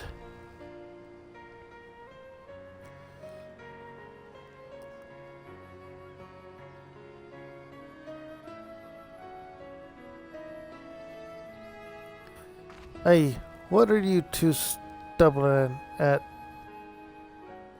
You two can stumble it and all.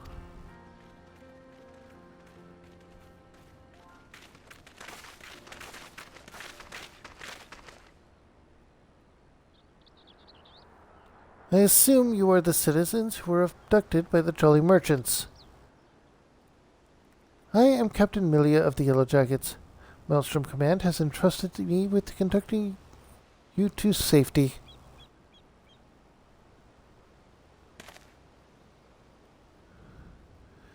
It's all right, lad. These folks will take care of you. Go on. It's best not to get left behind.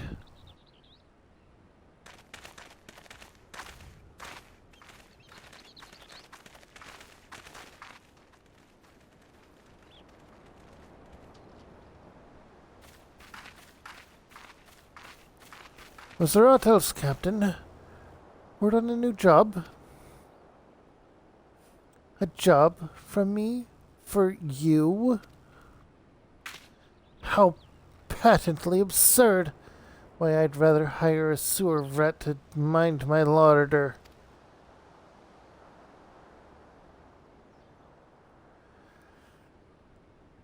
Was it during one of your jobs that you turned Aleport into a slaughterhouse?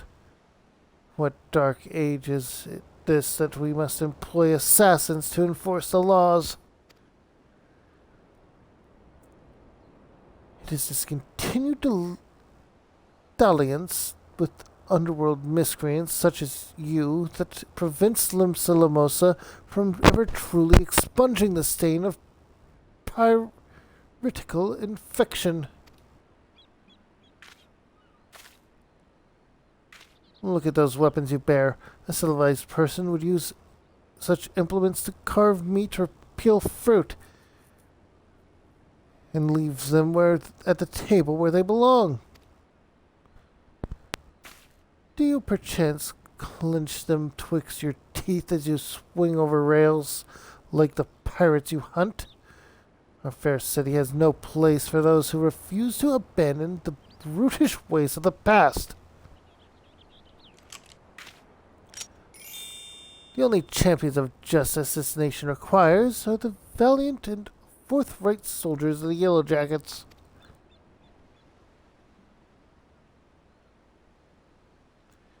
Jack, what the bloody hells does this call want with us? I've not the foggiest idea, love. Just smile and nod. Just smile and nod. I've not come here to be patronized. I've come to put a decisive end to piracy in all its forms. Consider this visit a gauntlet thrown at the collective defeat the Rogues Guild.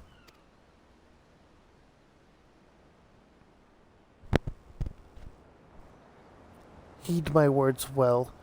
Just before dawn this very morn, a maelstrom vessel stocked with provisions was boarded and looted by pirates. Much of the cargo was stolen, and that is vexing indeed. But it is the theft of 3 items in particular, 3 unique treasures of nigh incalculable worth, that most distresses my martial colleagues.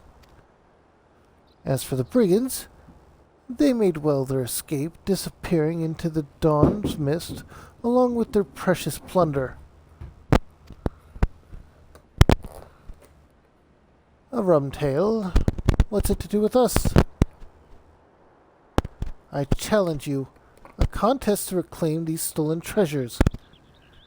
Should my yellow jackets and I succeed in retrieving the greater share, I shall formally propose the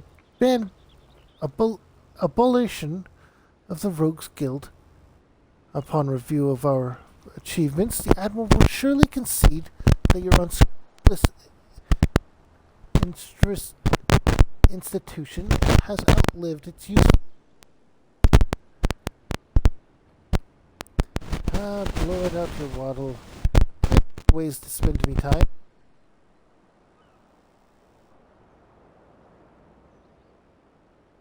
Salamosa, does that not violate your beloved code?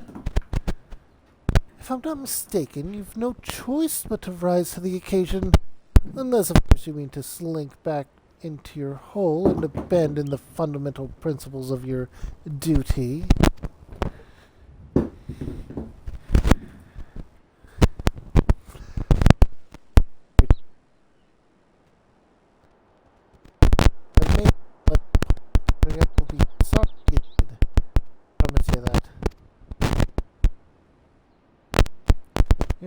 Promises, mounted not in the face of my conviction. I shall not rest until Limsa is free of every last buccaneer, scoundrel, and shadow-dwelling ne'er-do-well.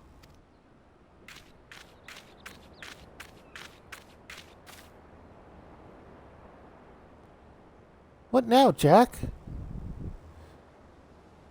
For right now, we head back to the sisters.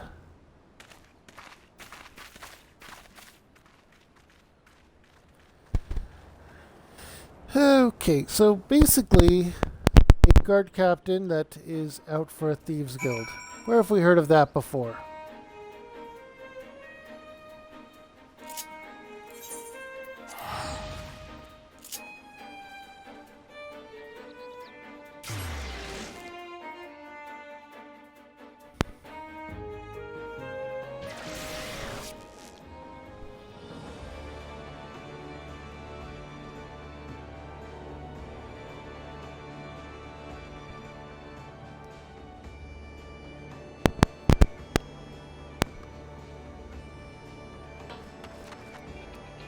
One moment.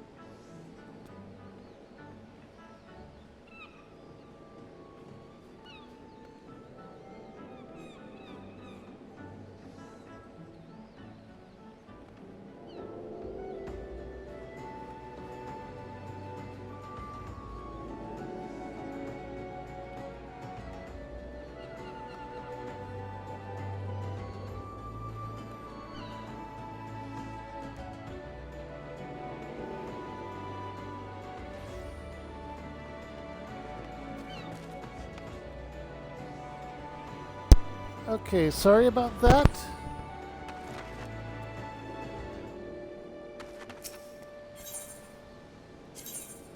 There was a small issue on my end. Not regarding stream at all, but just something that came up that I needed to try and sort out, and will continue to need to try and sort out later.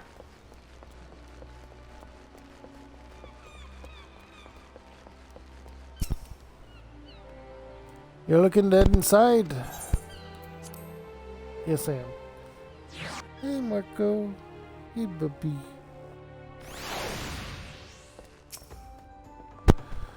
For we last that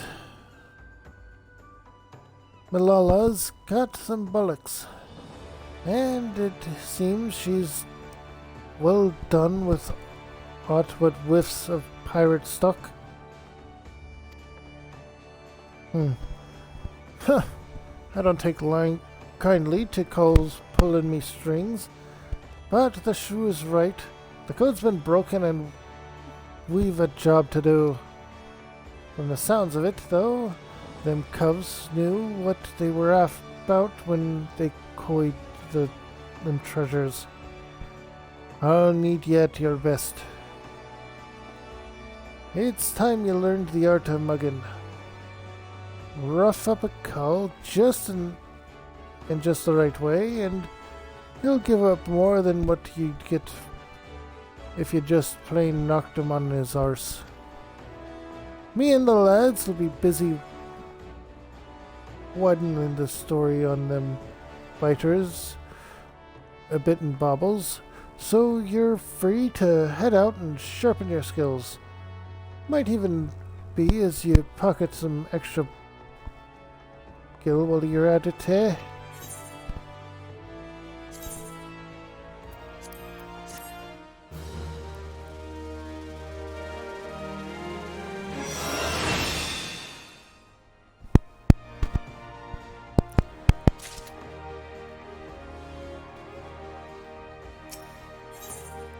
Alright, level 20 quest.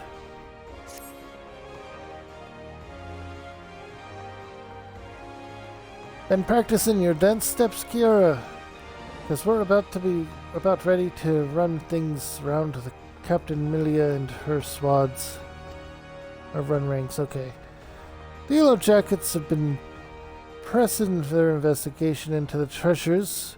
What was cloyed from the Maelstrom tub. But, as you know, we've got our own network of covs, what don't miss not on the going rounds about town. As for the sharp end of the job, that'll be you and me, underfoot and stray. Let's get down to business, shall we? Okay.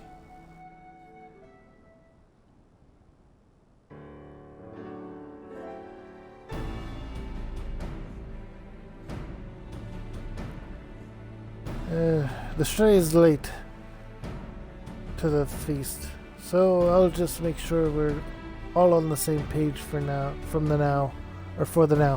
Blah. When you get down to it, we have two goals for this job. Bite back them 3 treasures and mill the cubs what cloyed them in the first place. You can be sure that the Yellow Jacket crew will be doing their damnedest to beat us to the marks. And seeing as the fate of the guild's up at stake, we'd best not drag our do-beaters on this one.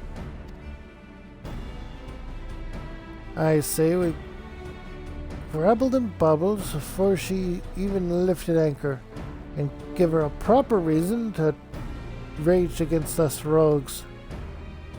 You seem awfully keen on the contest all of a sudden, Jack. Well, here's the thing.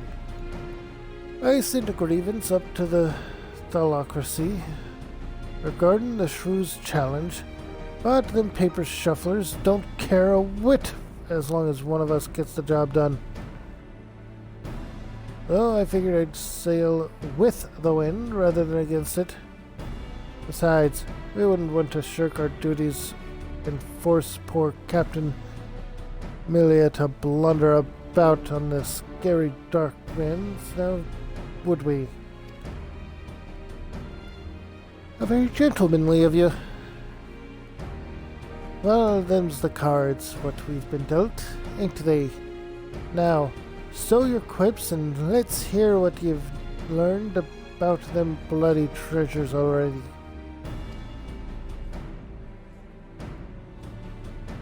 Aye, the treasures. According to the manifests, at a Maelstrom vessel, we're looking to bite back the Cerulean Star, the Silver Sorrows, and something called the Black Sarcophagus.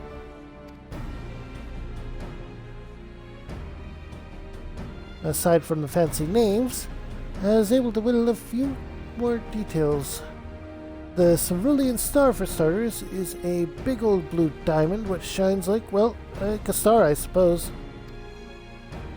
Then we've got the Silver Sorrows, a pair of earrings what once graced the wattles of a Sultana of Ulda. There's a tale about them, but one that what don't concern us at present. Lastly, this Black Sarcophagus thing. I'm afraid that one remained a mystery no matter how much I poked and prodded. In any case, all three of these trinkets was recorded as spoils from official privateering raids.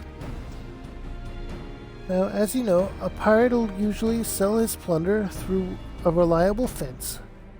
Sometimes, though, holding an auction is the only way to ward off or way to offload goods what is too extravagant for just too bleeding rare for the average cull to deal with. Our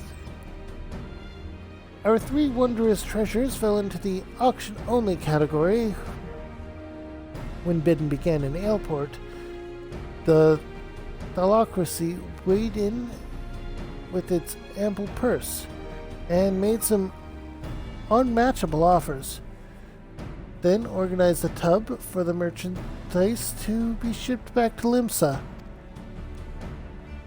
And that's where our mark swooped in and picked the transport clean.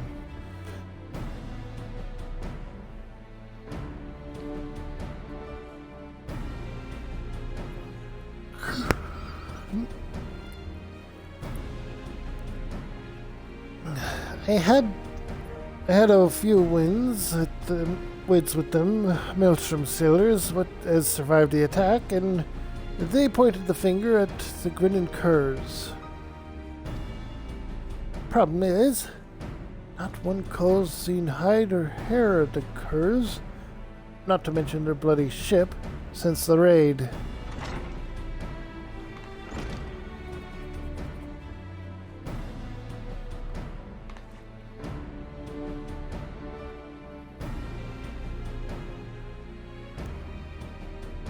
Sorry I'm late, Jack. But you'll want to hear this. Some of the cargo what was cloyed from the transport was just found during a routine inspection in the Lethalgian checkpoint. Lethalgian? Have the curs made landfall then? And what of the treasure? Any mention of them? Not that I've heard. But the jackets ain't done shaking out all the boxes yet. That sounds like a distraction. Then you'd better get eyes out there quick, like Kiara. Underfoot.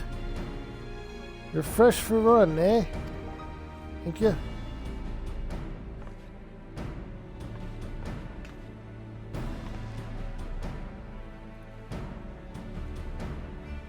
Come on, lass. I'll race you to the checkpoint.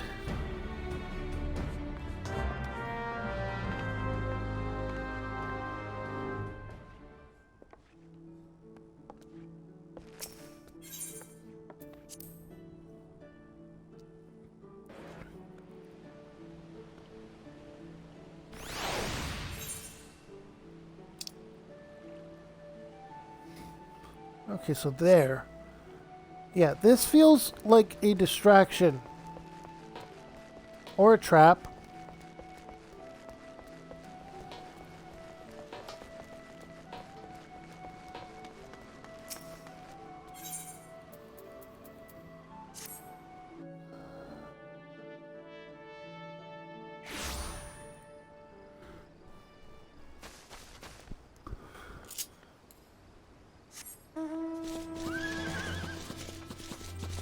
I keep forgetting that we now can keep moving while summoning the mount.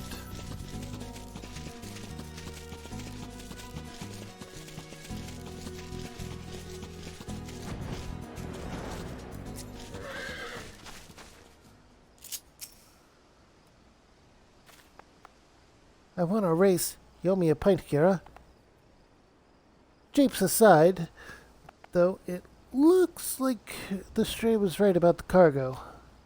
From what I've been able to catch from them swads at the gate,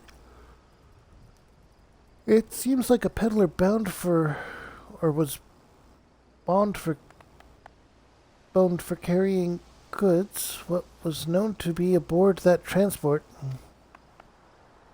They carted the poor sod away in chains, but the cargo itself is still here. I saw a pair of jackets carrying boxes up that wooden ramp. We need to know what's in them crates. I get the feeling they won't be open their gans for the asking, though. Not while this fool's challenge is going on. Do you think you could skulk over there and see what they found them, or see if they found them treasures yet?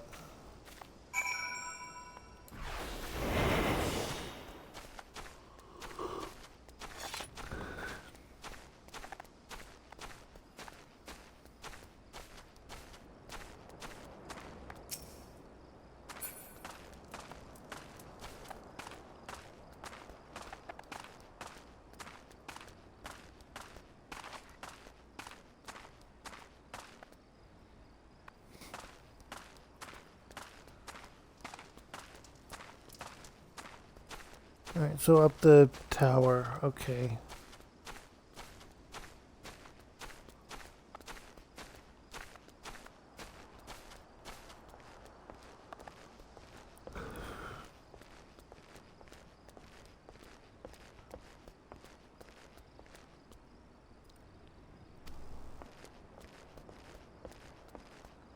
The Yellow Jackets are discussing the contents of the crates.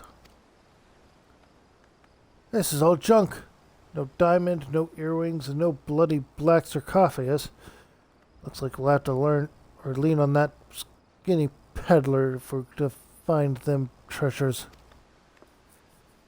The sergeant says the merchants are still pleading ignorance.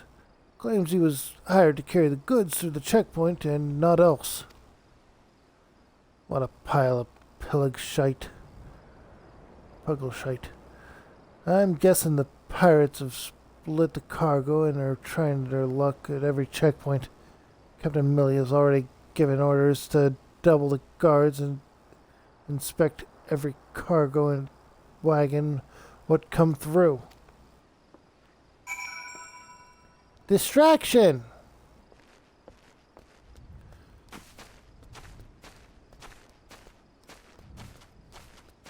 I'm telling you, distraction! It's a good tactic, honestly. So they found not of value, eh?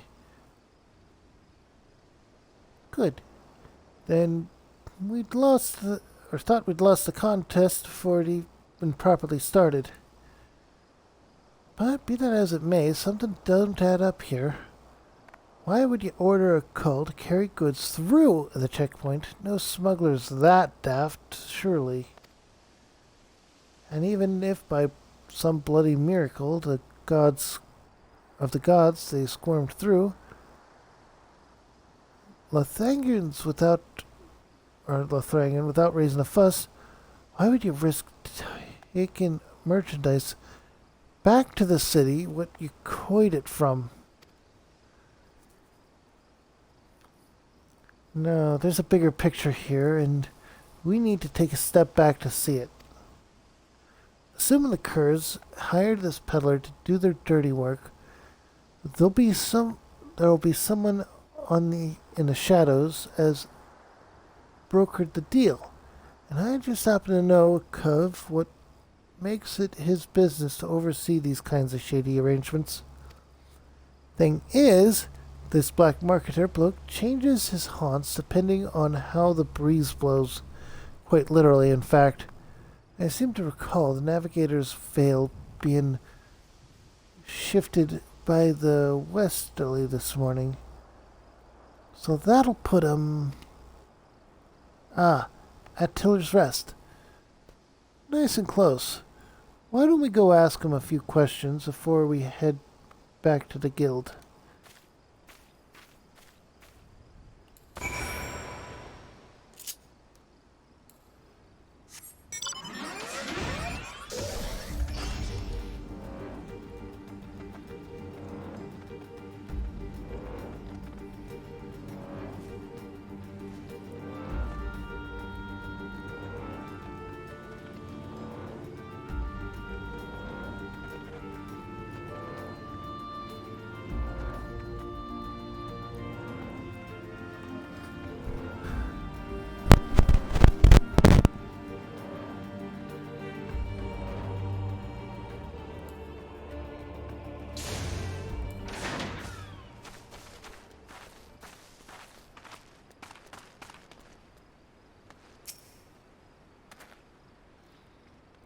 I pride myself on my memory of faces, but yours is unknown to me. Are you an earnest customer or an inquisitive annoyance? I must be sure of your intentions.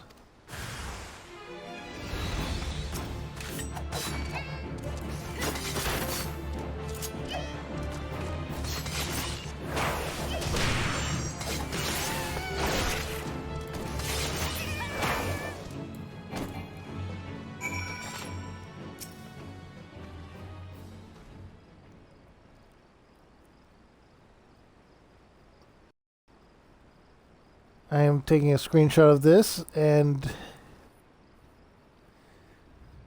the dance is old, but the name is new. Put away your daggers, rogue. No, not cut, not skip. I have peddled my wares to your kind since the upright thieves stalked the night. Speak, what would you have of this humble merchant? Still trim into the Colts, eh, Grandad? We've come for information on a smuggling job.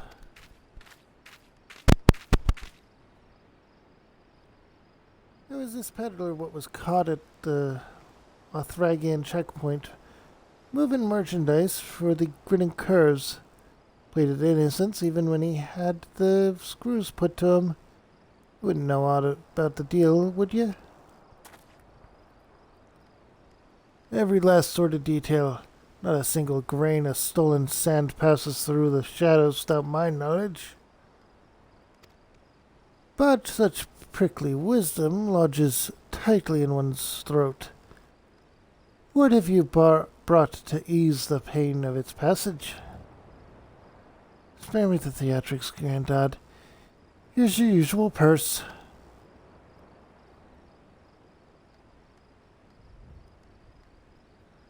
The sum is paid. The deal is made. My answers sate your fickle hunger. My answers sate your fickle hunger. Your hapless peddler was indeed innocent. He was but a beast of burden, employed by associates of the grinning curs, and likely knew naught of his freight's tainted nature. A pawn, if you will, a convenient decoy. There are those among my acquaintances who specialize in providing such services.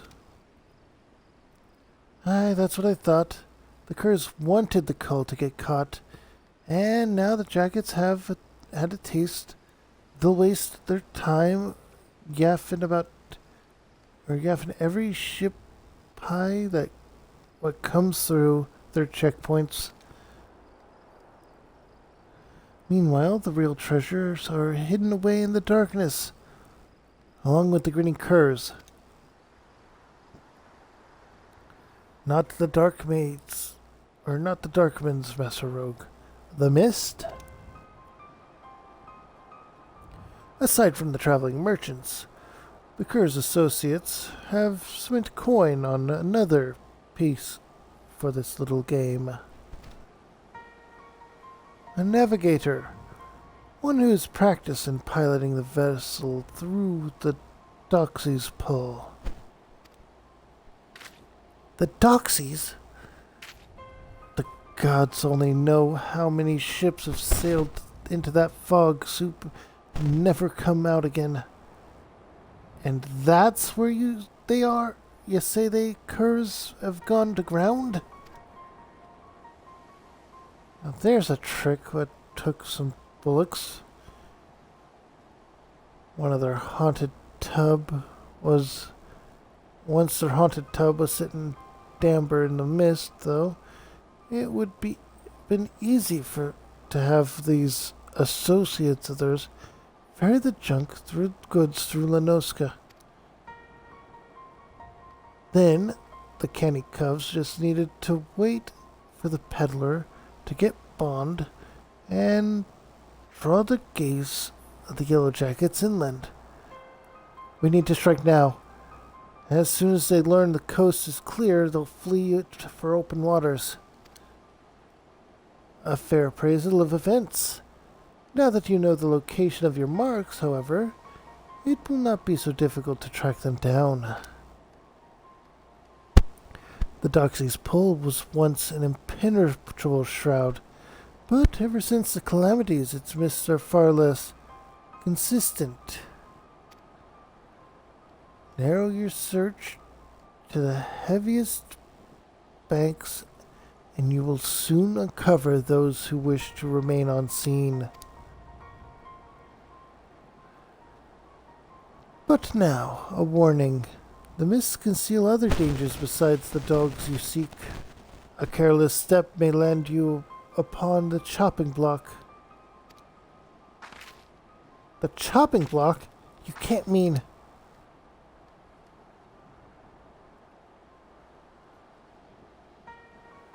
Seems I found myself another lead to look into. You hurry on back to Jack and tell him what we learned so far.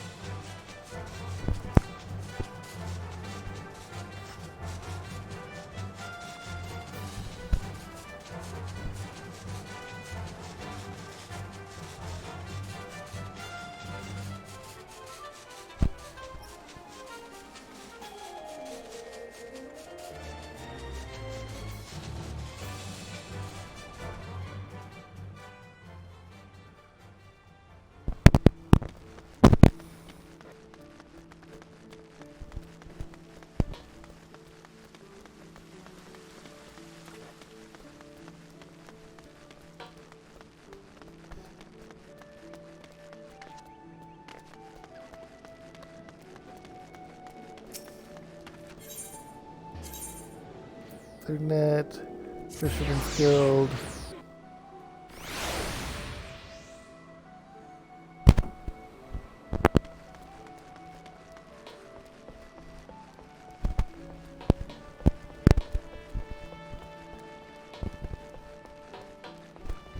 Today's stream is a lot more stable.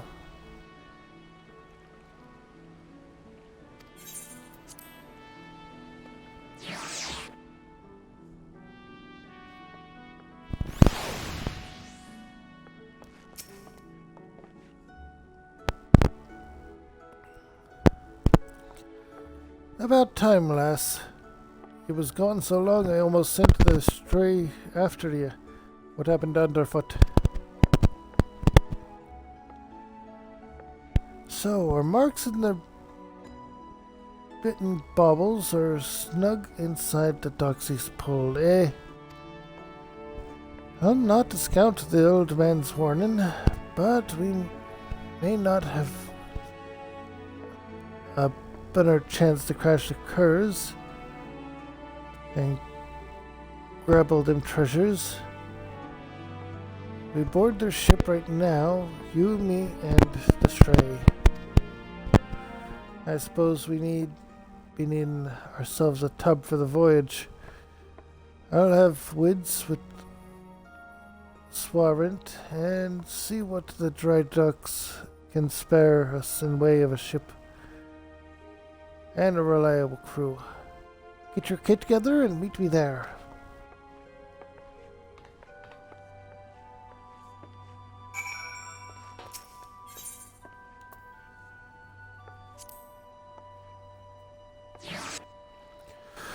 Dry docks are in lower, right?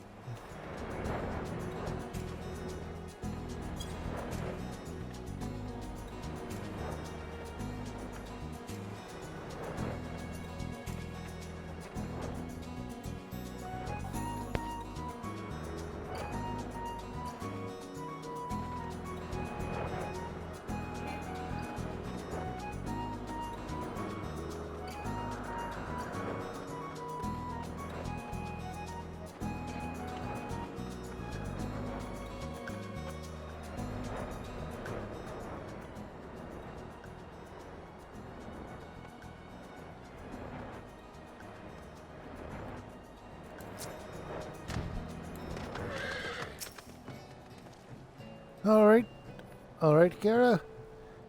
I've pulled in some favors, and there's a crew what'll get us close enough to scamper aboard the Cur's vessel. It'll be cramped up on that deck. If we try to mill the whole lot at once, we'll soon find ourselves up against the rails. So we'll go in quick and quiet and try to knock them out a few at a time.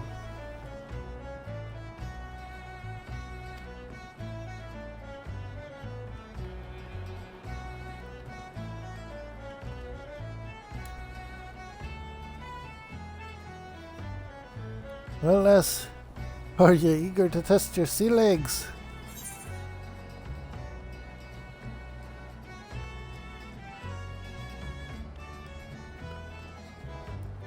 Level sync, level 24.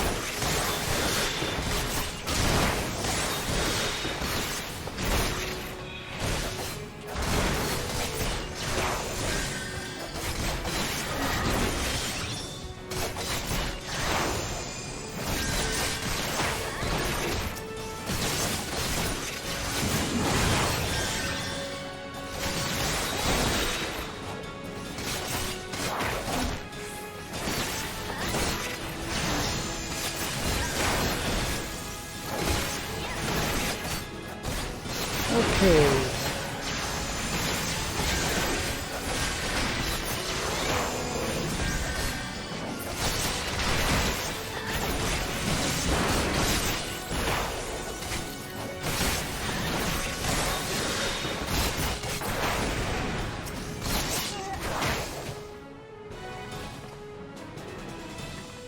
And there we go.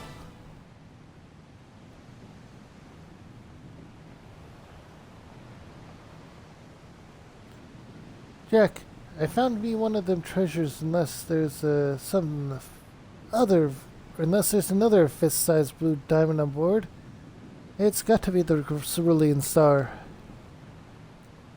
As for the other two baubles, I've tossed the cablets and been through the hold, limb by limb, or ilm by ilm, but there's not else here. Well, we'll just have to ask all sweet-like, won't we? Spit it out, cur. Where are you keeping the rest of your treasures? You think I'd spill me guts for the likes of you, rogue? Maybe you wouldn't, at that. But what about this partner you're working with?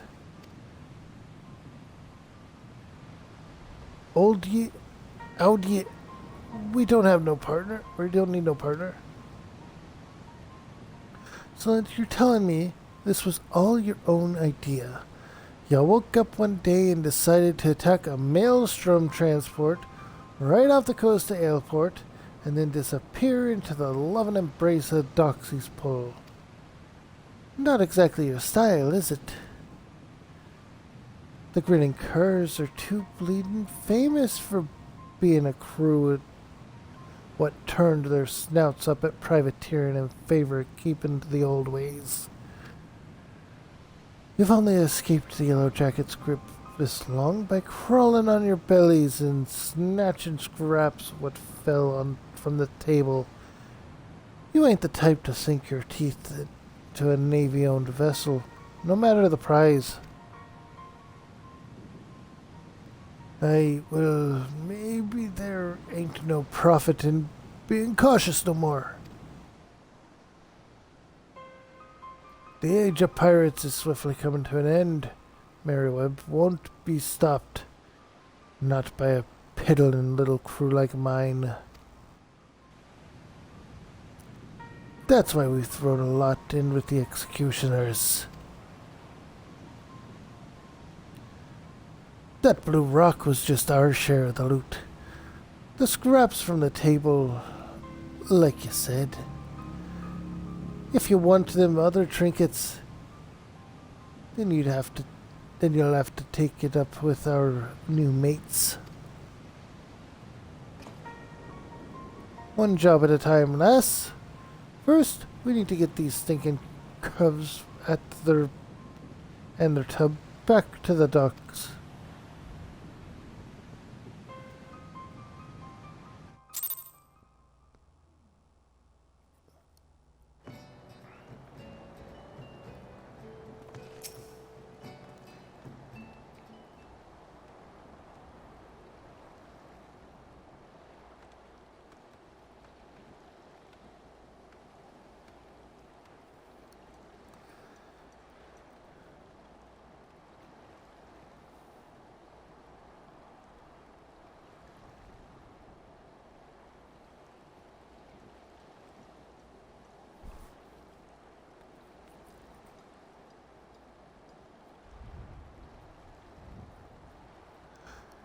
Putting aside the issue of who gave the orders, there's no doubt that these was the Cubs was raided the Maelstrom ship.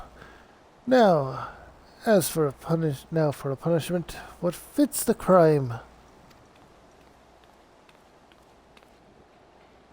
I was informed that a certain well-known pirate ship was spotted weighing anchor in the Morby dry docks. I assume this was your work. Aye, you missed the excitement, Captain. But never you mind. The Cerulean Star is back in a and Bob and our sneaky little fumblers. Humph. And these must be the grinning curs. Degenerate fiends, how dare you ply your filthy trade in Lamosan waters? How many innocent sailors were massacred that you might sate your vile avarice? Every last one of your kind ought to be lined up and shot. A musket ball is the only answer for this rampant display of lawlessness. Wait. You mean to just execute them here on the bloody docks? At least take the buggers into custody first. Hand them over to you for lawful punishment will satisfy the demands of the code just as well.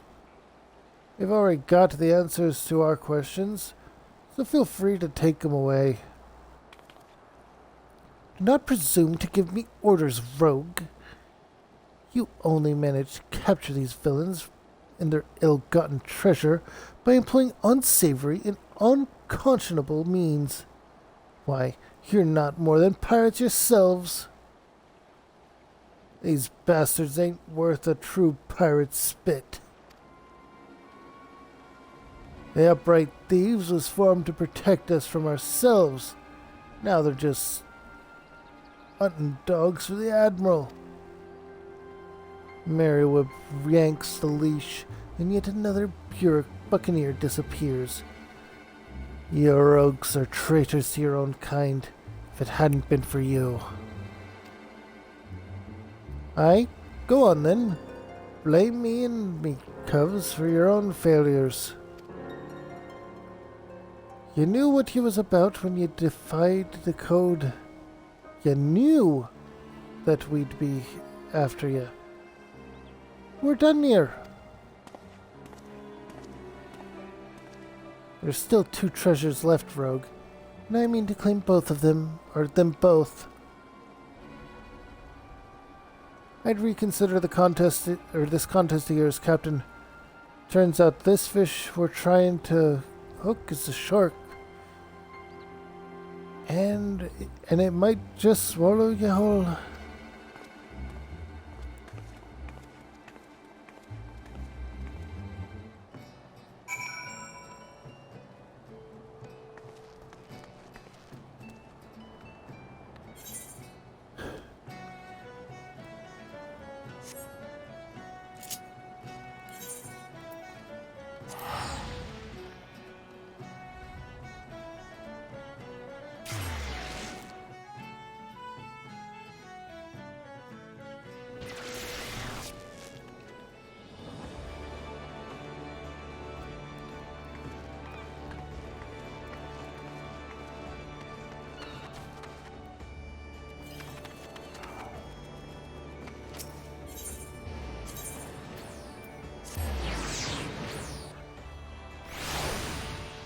We are nearing the end of the rogue line.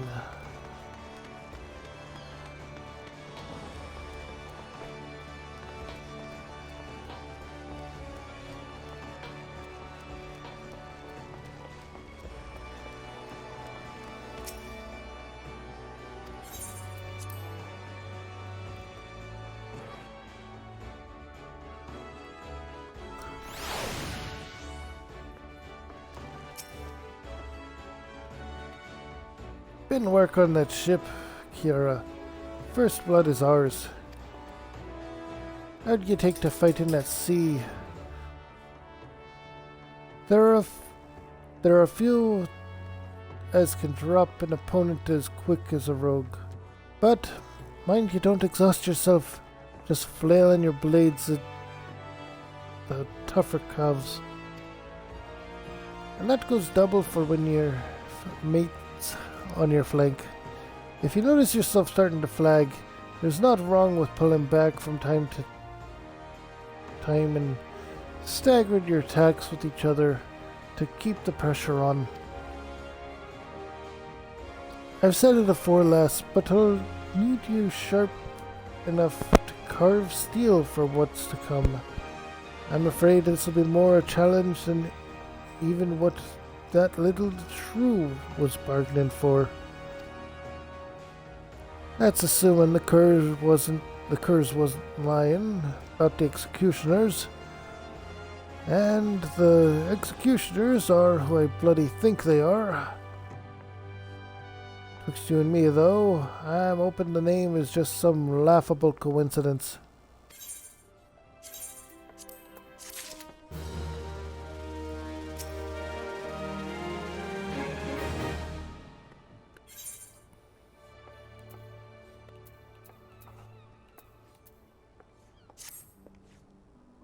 Oh, there, Kiara.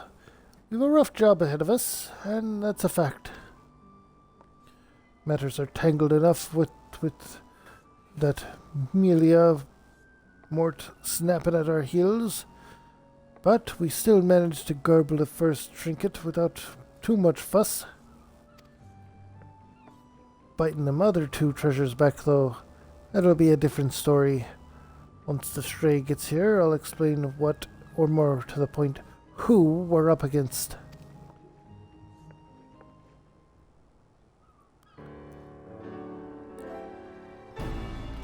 Alright, we've two bubbles left on the list. The Silver Sorrows and the Black Sarcophagus.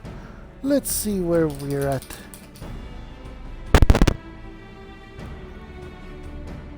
Where's Underfoot got to? Or, oi, where's Underfoot got to? No, not Skip. Underfoot? He's still looking to whittle the tail behind the bleeding sarcophagus.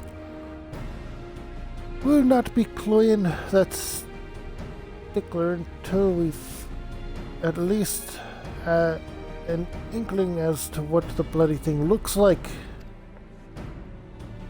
Trisha's aside, I've been doing some digging of me own into these executioner allies of the curs, and I'm afraid the name weren't no coincidence. Kiara, you've heard of the bloody executioners, I hope? It seems them curs was feeding them from the Fambles, or one of the nation's greatest pirate powers. This ain't no ordinary crew of cutthroats, lass. Within Limsa Lamosa, the bloody executioners wield power and influence second only to the Admiral herself. They was none too fond of Mary Whibb and her new prohibition on piracy, and it was only in the overwhelming threat posed by the Garlean Empire what eventually convinced them to play nice with the Delocracy.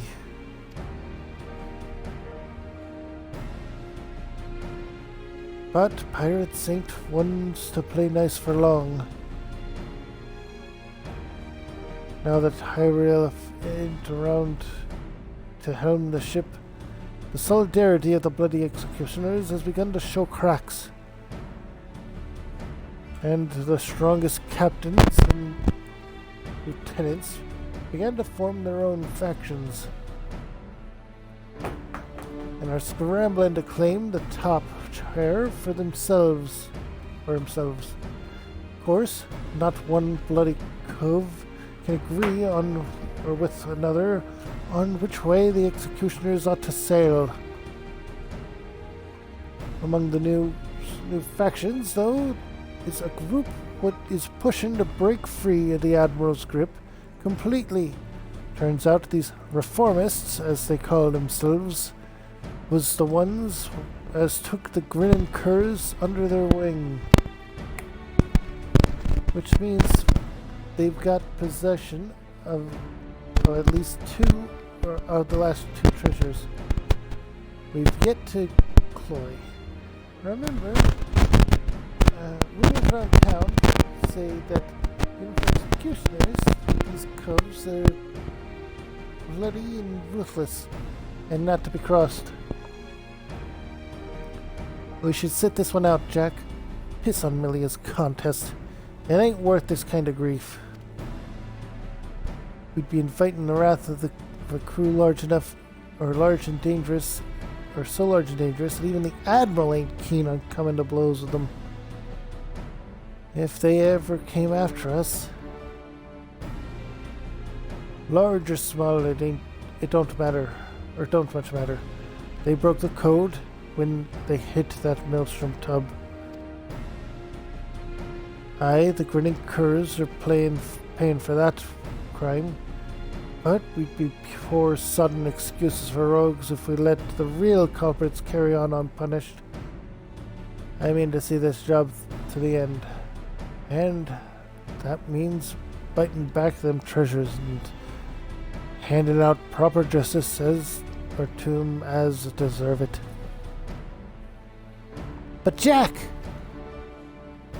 Listen, with all the fighting going on at present, us stabbers is a short blade into the one faction's toe, or us stabbing a short blade into one faction's toe, ain't like to bring the whole executioner's crew down on our heads.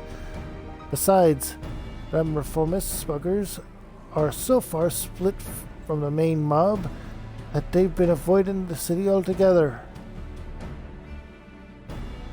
Now it's about time we get back to work, Kiara. Here to track down our black market contact. I set him looking into the Curs' new allies a while back, so he should have some answers for us by now. The veil was lifted by a suddenly this morn. That'll put the old man at his haunt in lower Lenoska. Here, take this sack of guild and pay a visit to the House of Sticks.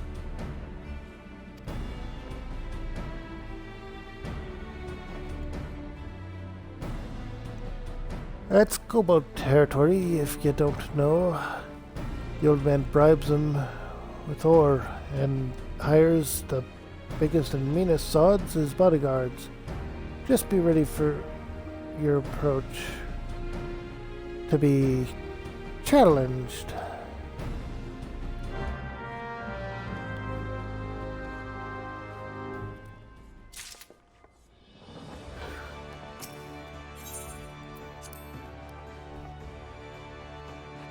To lower Lenoska it is.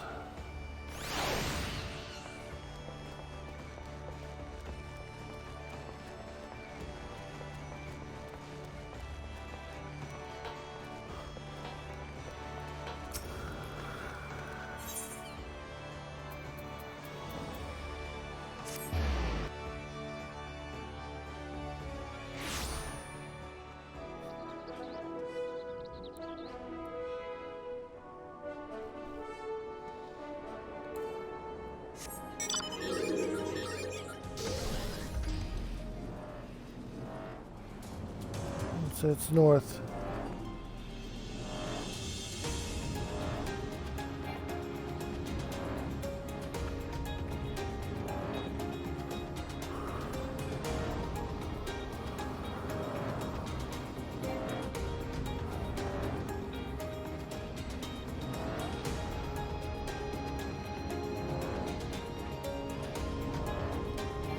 Almost there.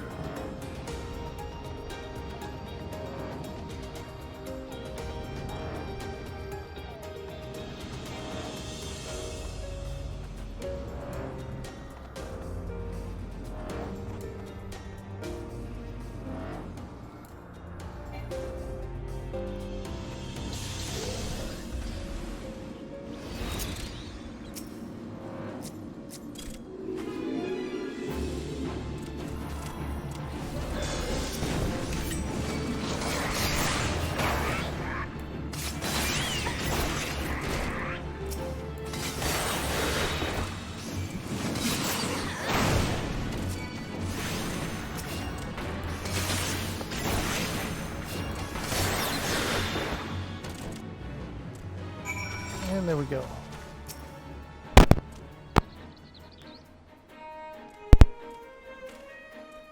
Welcome to the House of Sticks, young rogue. You must be exhausted by my hirelings enthusiasm for greeting visitors.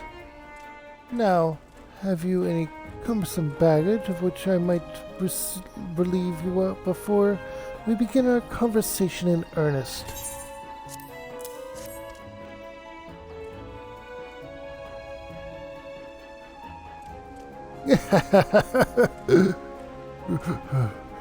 A heavy burden for one of your tender years to bear, but its weight has balanced the scales. The sum is paid, the deal is made. Let us speak of these reformists. This faction that so wronged the code now seeks to peddle one of its stolen treasures, the earrings better known as the Silver Sorrows. The deal is said, to take place at Costa del Sol. The buyer, a moneyed merchant from the golden sands of Ulda. The earrings will be out in the open, vulnerable. I would target the moment the transaction were I so inclined, as a gentleman up there by the cabin appears to be, for he purchased this self-same information. Though he attempts to disguise his identity, the stench of a soldier yet lingers. I know not where one such as he came to learn of my existence, but I suspect he works for a certain yellow-coated captain.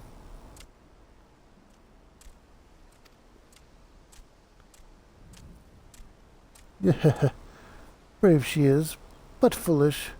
Stumble blindly into the underworld, and your groping hands will not save you from the holes at your feet. Sudden shall be her fall.